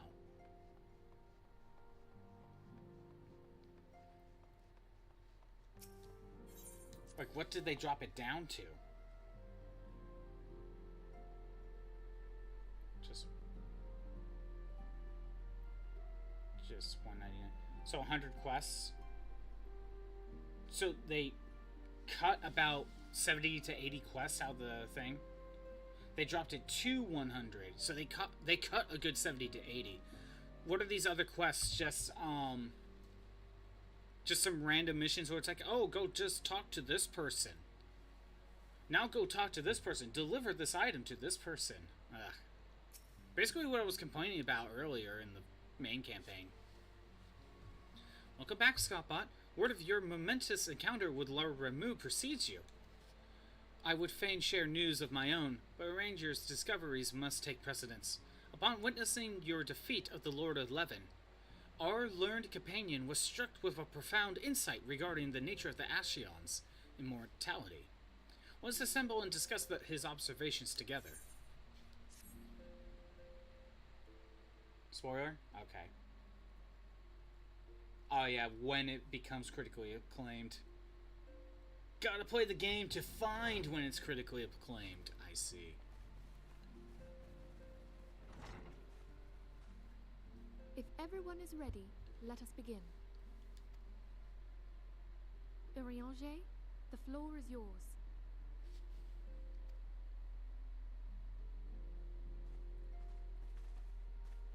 As all here assembled now know, in its final hours as our Order's headquarters, the Waking Sands did play host to a most unexpected visitor.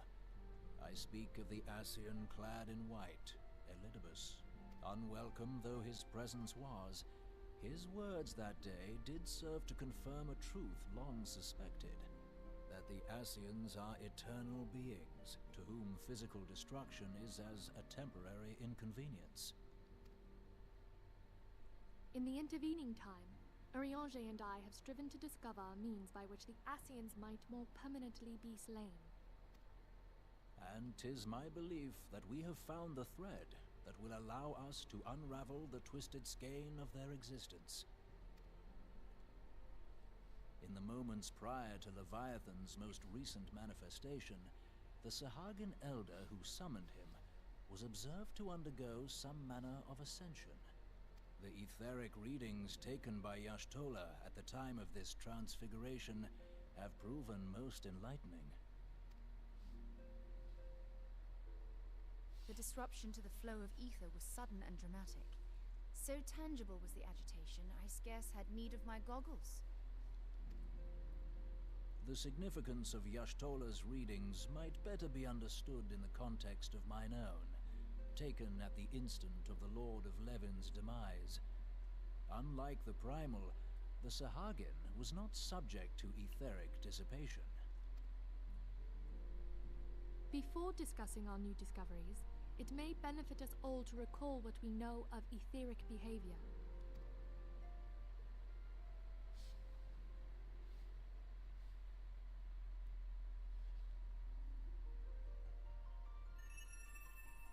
Let us begin at what some might call the end. When we who dwell in the material realm die, our spirits dissolve into the flow of ether and are returned to the ethereal realm. Kind of sounds like Mist from Final Fantasy IX so far. In turn, The restless energy which suffuses that plane streams back into our world, giving rise to new life. Again, sounds like mist. 'Tis as the heavens did decree, the way of all mortal souls.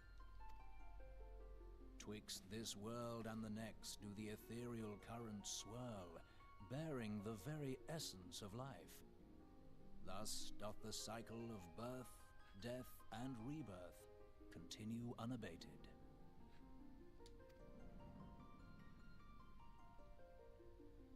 Primals behave somewhat differently. In order to manifest and then maintain a physical presence in this realm, they must consume vast quantities of ether, most often in the form of crystals. Though they may seem to live, their flesh is but ether given shape. I still find it funny that this image right here is just a PNG of a background. They're not actually there. Ifrit is just sitting in front of a PNG green screen background.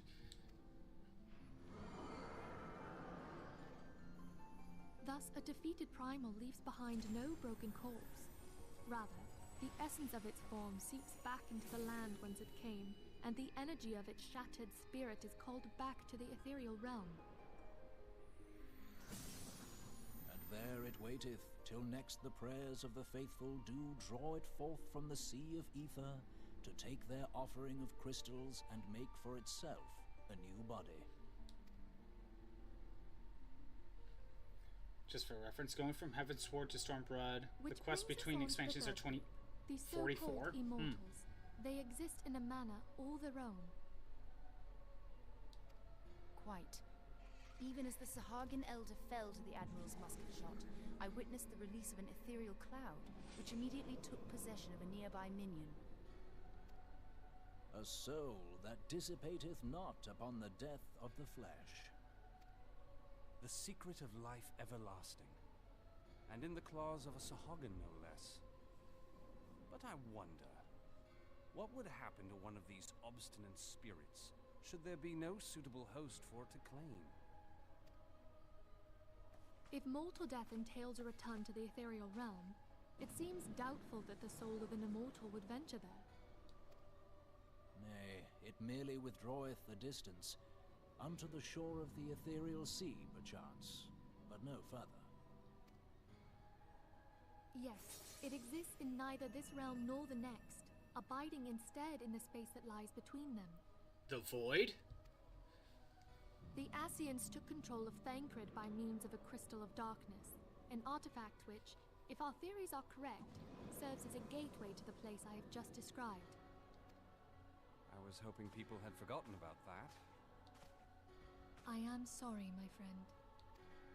For a mercy, the weary road of our research hath brought us unto an answer.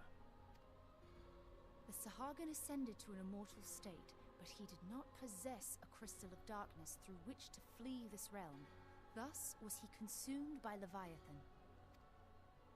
If we could entrap the spirits of defeated Ascians in like manner, and thereby deny them resurrection...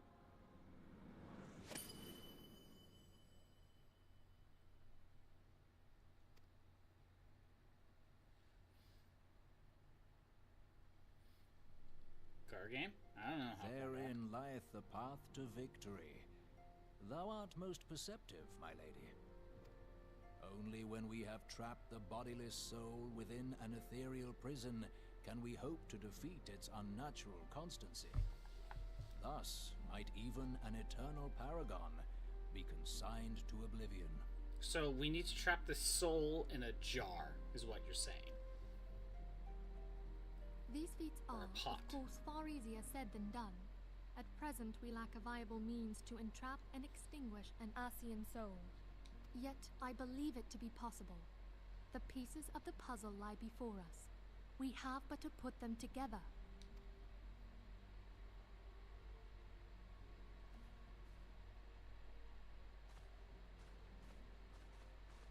I will depart at once to convene with the sages of Sharlayan.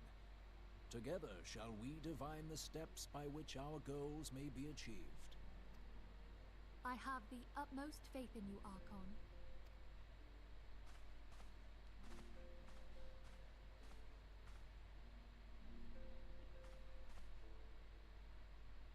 beg pardon, antecedent, but I would raise one final matter.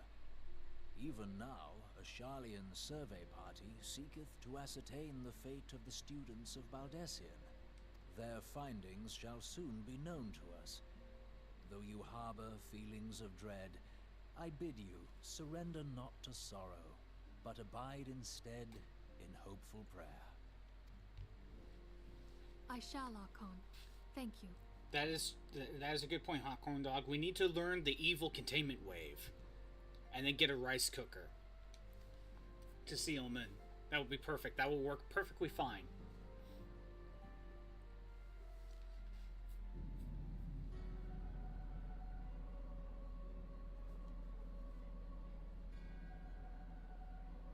Oh no, it's Organization 13.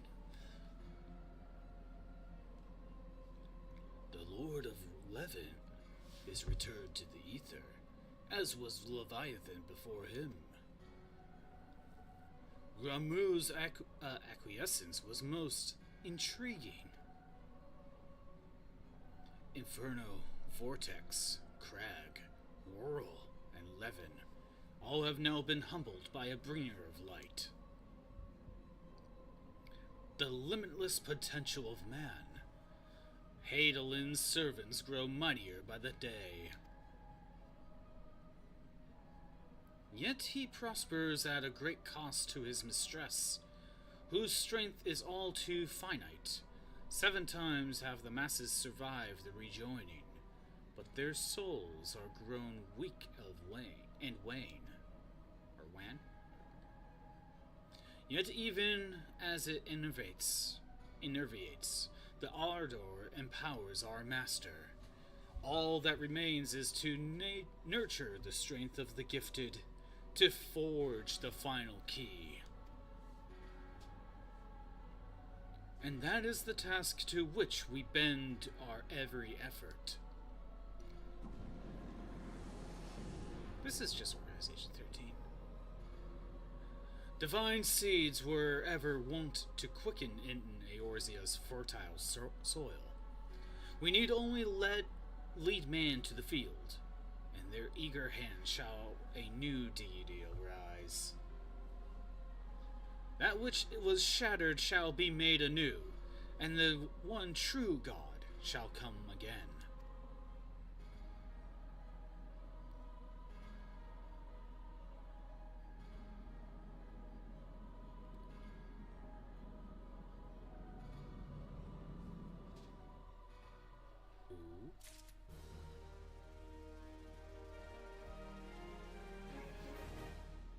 I mean, that's a good moment. I mean, I could continue on for a little bit longer.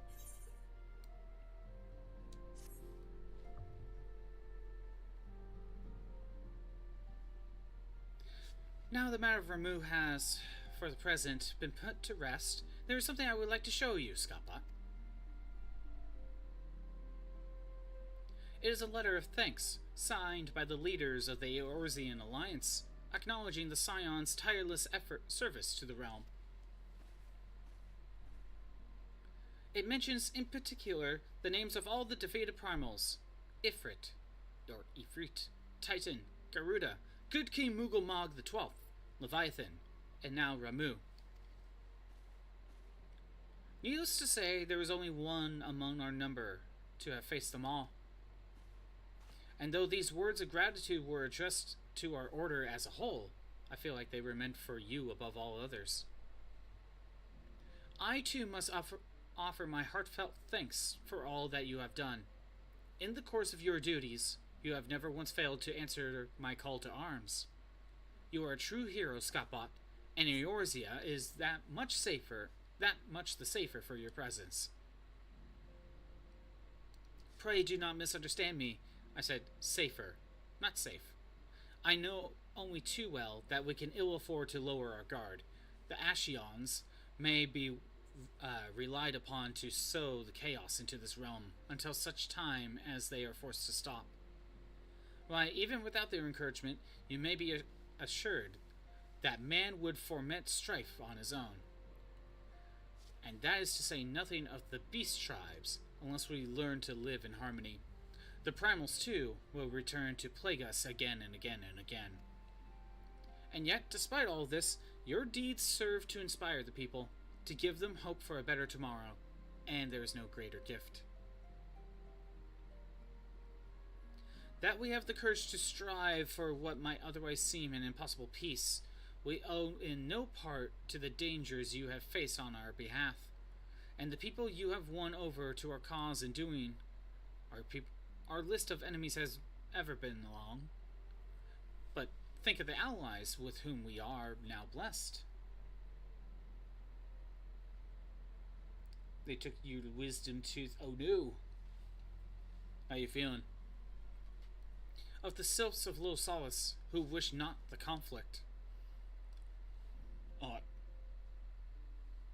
Of Alisai, who strive to unearth the terrible secrets of the calamity. And then there is Sid and the Fellowship of Noah, racing to unlock the mysteries of the ancient Alog, that we might be spared the honor of another ultimate weapon. Of course, when speaking of the greatest of allies, we must not forget those closest to us, by which I mean our fellow Scions. By the way, we already figured out the whole Crystal Tower thing. We already figured that out. But you don't know that right now, right? Thanks to their many and varied talents, our order is uniquely equipped to combat the far-reaching corruption of the Ashions. And combat it we shall. Your enthusiasm is truly heartwarming, Atiscendant. Given our embarrassing wealth of allies, I trust it will not inconvenience you unduly if I absent myself for a time.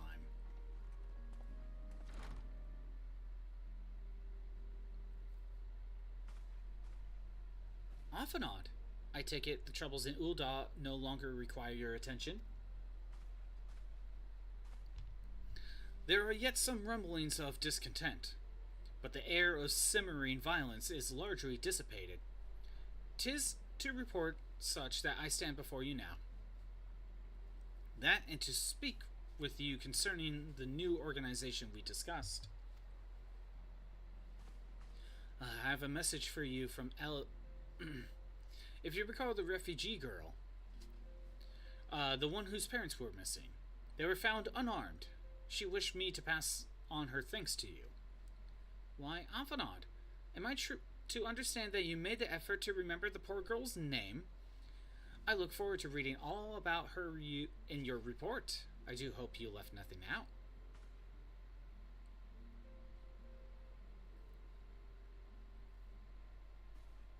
Scapot, you have been away from Revenant's Toll for some time now, I believe.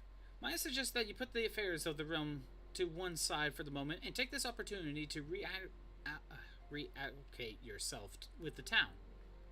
Which reminds me, one of the Dahlman children recently inquired as to your whereabouts. Yolzon was his name. I believe he had a small matter he wishes to share with you.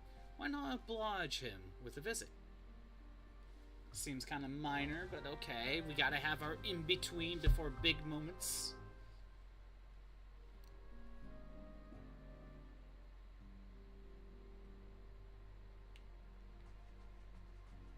Might as well continue for a little bit.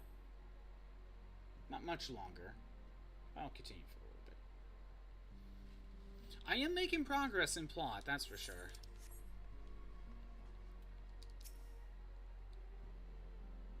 This is a good stream for plot. Look, it's Mr. Scoutbot. He's back from his adventures. We heard you were fighting primals, and that they had some of the strongest enemies you've ever faced. I wish I could have seen you in battle. Anyway, we all want to be heroes too, so we finally formed our very own Dolmen Adventures Guild to protect all of the Dolmens. Oh, do you think you could train us today, Mr. Scoutbot? Maybe you could show us how to fight, how you fought the primals.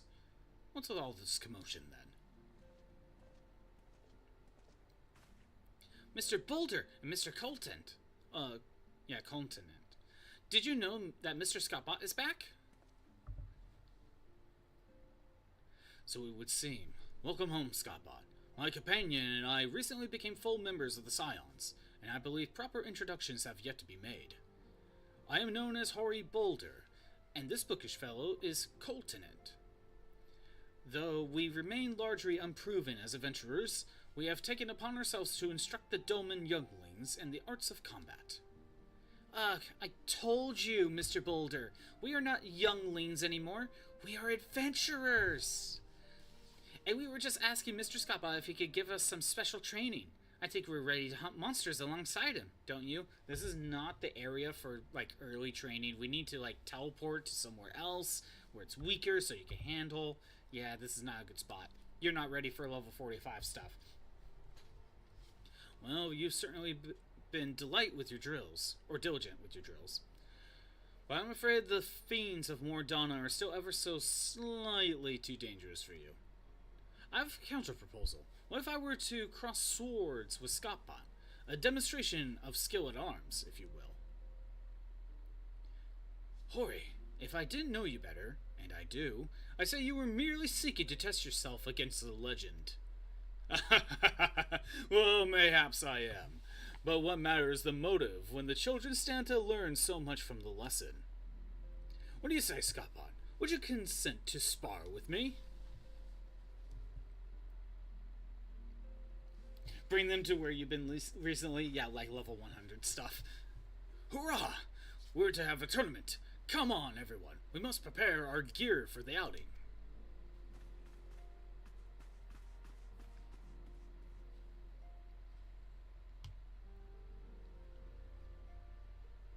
Do not try to disappoint them, Or, yeah. Have faith, Coltonant. I shall summon every last ounce of my strength to make this a worthy contest.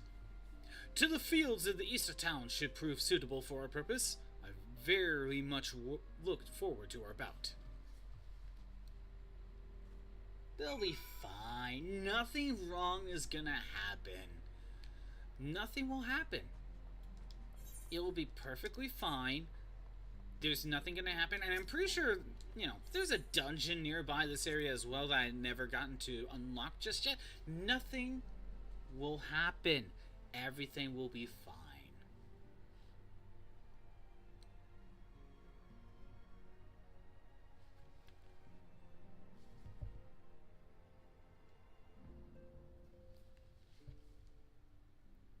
Game, are we gonna load?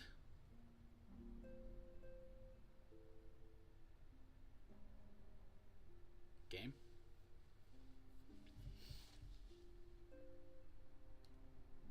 Still loading. And we're getting ads soon. But yeah, see, like, we go all the way over here, and there's a dungeon over here that I haven't been able to unlock yet. Nothing bad is going to happen. Everything will be fine.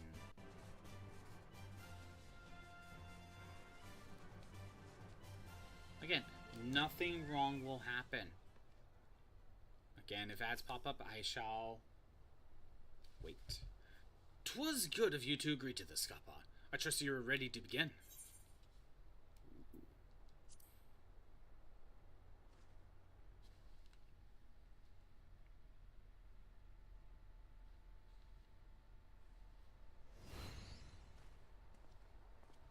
Very low. Let us not keep the younglings waiting any longer. And ads are playing. Actually, hold on a second. We gotta wait for ads to finish. And he's like, what do you mean ads? No. You gotta wait. You gotta wait.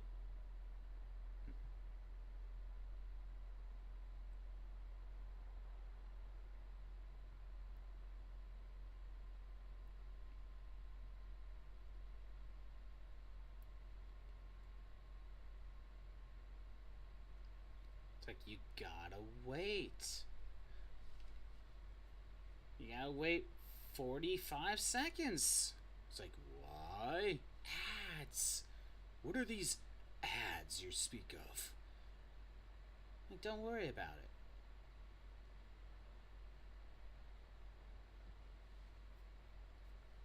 "30 seconds now of ads.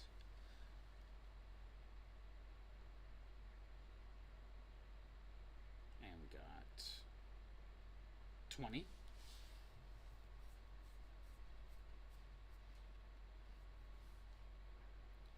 paid sponsors is more than this conversation. It's more like Hot Corn Dog because ads play, and something major is happening. I'd rather just wait, so if you don't have to miss anything live.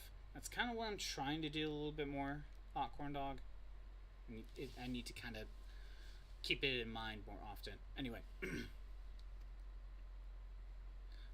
Hori, are you certain you wish to fight him alone? That is Scottbot you face. What better way to test my mettle? Pray allow me to attempt the first round unaided. After all, 'twas this hero's legend that led me to join the Scions to begin with.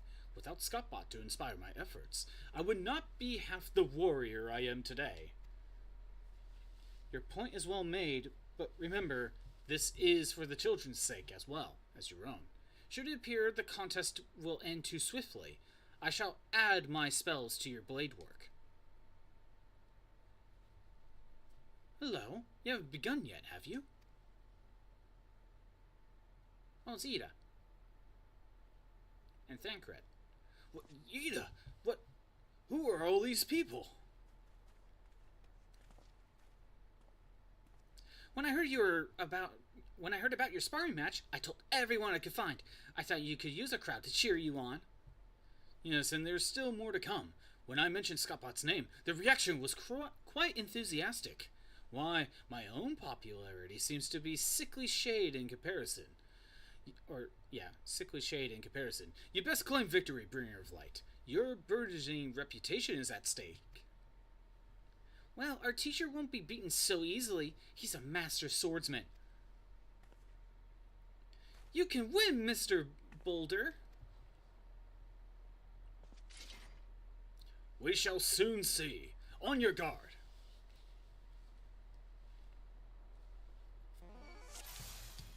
Let's go.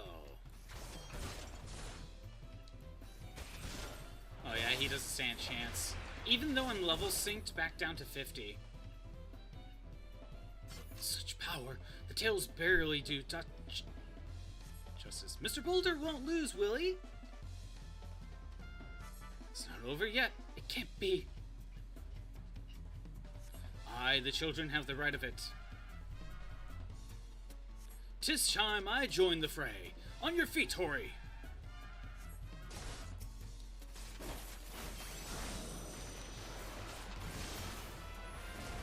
That was so fast. Oh no, he looks hurt. Mr. Scottbot's so strong, but you can't give up, Mr. Boulder. I can't disappoint the younglings. I must admit defeat. 'Twas an honor and a privilege.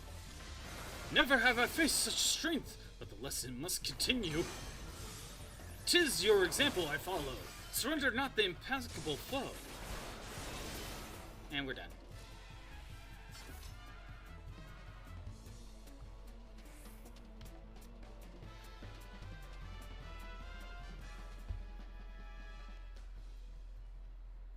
You have bested me.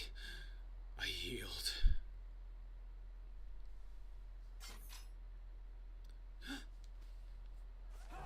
That was incredible! He beat them both at the same time! We knew you wouldn't lose, Scottbot. None can defeat the Guardian of Eorzea. Now I see why they sent you to deal with the primals. I've much work to do if I'm ever to attempt the same. Who are you people?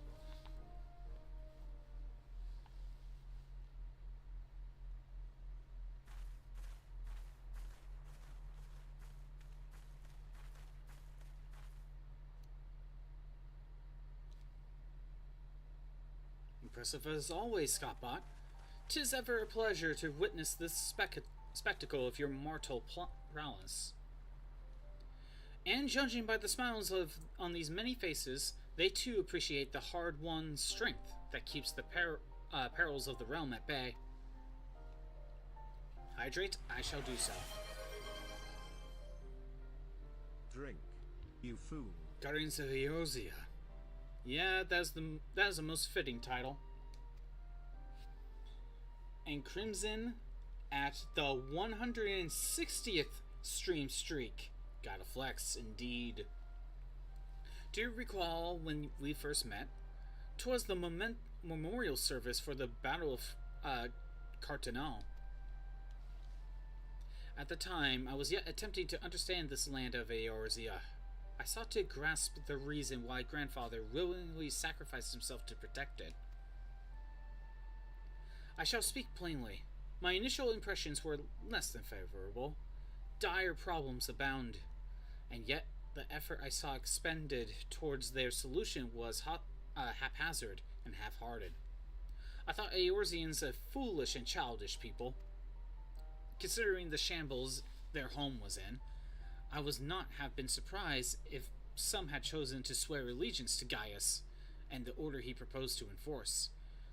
The Legatus' single-minded military invasion precluded any such switching of loyalties, of course. Just got censored by big YouTube. Can't even say nuke no more. Oh, wow. Even though it just allowed it right there, Hawkhorn Dog. Yeah, I don't even see it in the log. Were it not for a desire to continue Grandfather's legacy, I would have abandoned the realm to its fate long ago. The threats were too many. The nation's too self-involved and unstable.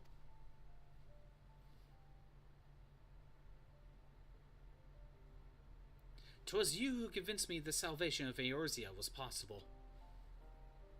'Twas you who taught me, through countless acts of bravery, that what my grandsire sought to preserve was not the land, nor its history, nor any single nation. It was the people. These wonderful, oft infuriating, stubborn people that suffer blow after terrible blow, only to drag themselves back to their feet to face another day. Though he never put such feelings to words, I believe Grandfather's admiration for this inextinguishable courage grew into a fervent wish. A wish to aid Eorzea and its inhabitants in charting a course for the future. A wish that has now become my own. I too will endeavor to take up the mantle of Guardian of Eorzea and champion these people who toil towards a better world. Of course, our cause, however, is not a simple one.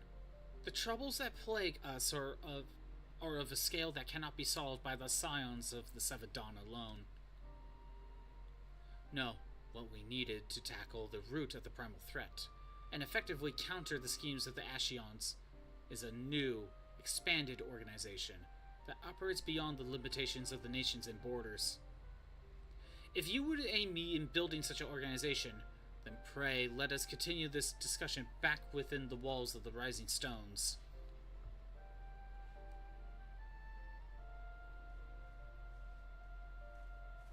Is Triple Triad in this game? Yes, it is. I haven't really played Triple Triad because I've been kind of busy in like all the main plots and like other stuff. There's a lot more stuff to focus on than just to play around a Triple Triad. But yes, Triple Triad is in this game. I really haven't messed around at the Gold Saucer at all. But to be honest, looking at the time, I think this is a good place to stop. Thanks for everyone who showed up. I am doing these streams Monday through Friday at noon Pacific time. If you want to see old streams that are not on Twitch anymore, they're on YouTube at ScottBot64 Stream Archives. There's a link in the back. Wrong Triple Tree. Talking about Tung Shuhar. Nope, not that one. The funny thing is, because it's Triple T and Triple Triad, it's the same syllables. Or the same thing. So that's where I got confused. Anyway. Tomorrow we go to Fire Emblem 6. Next week, well, we'll see what we do on this. Maybe more plot. Maybe we'll do hard mode dungeon. I don't know. It's all play by ear more or less right now. I'm gonna end the YouTube side, and then I think we'll try to find someone to raid. I've never really done that for Final Fantasy in a little while. Anyway, later YouTube.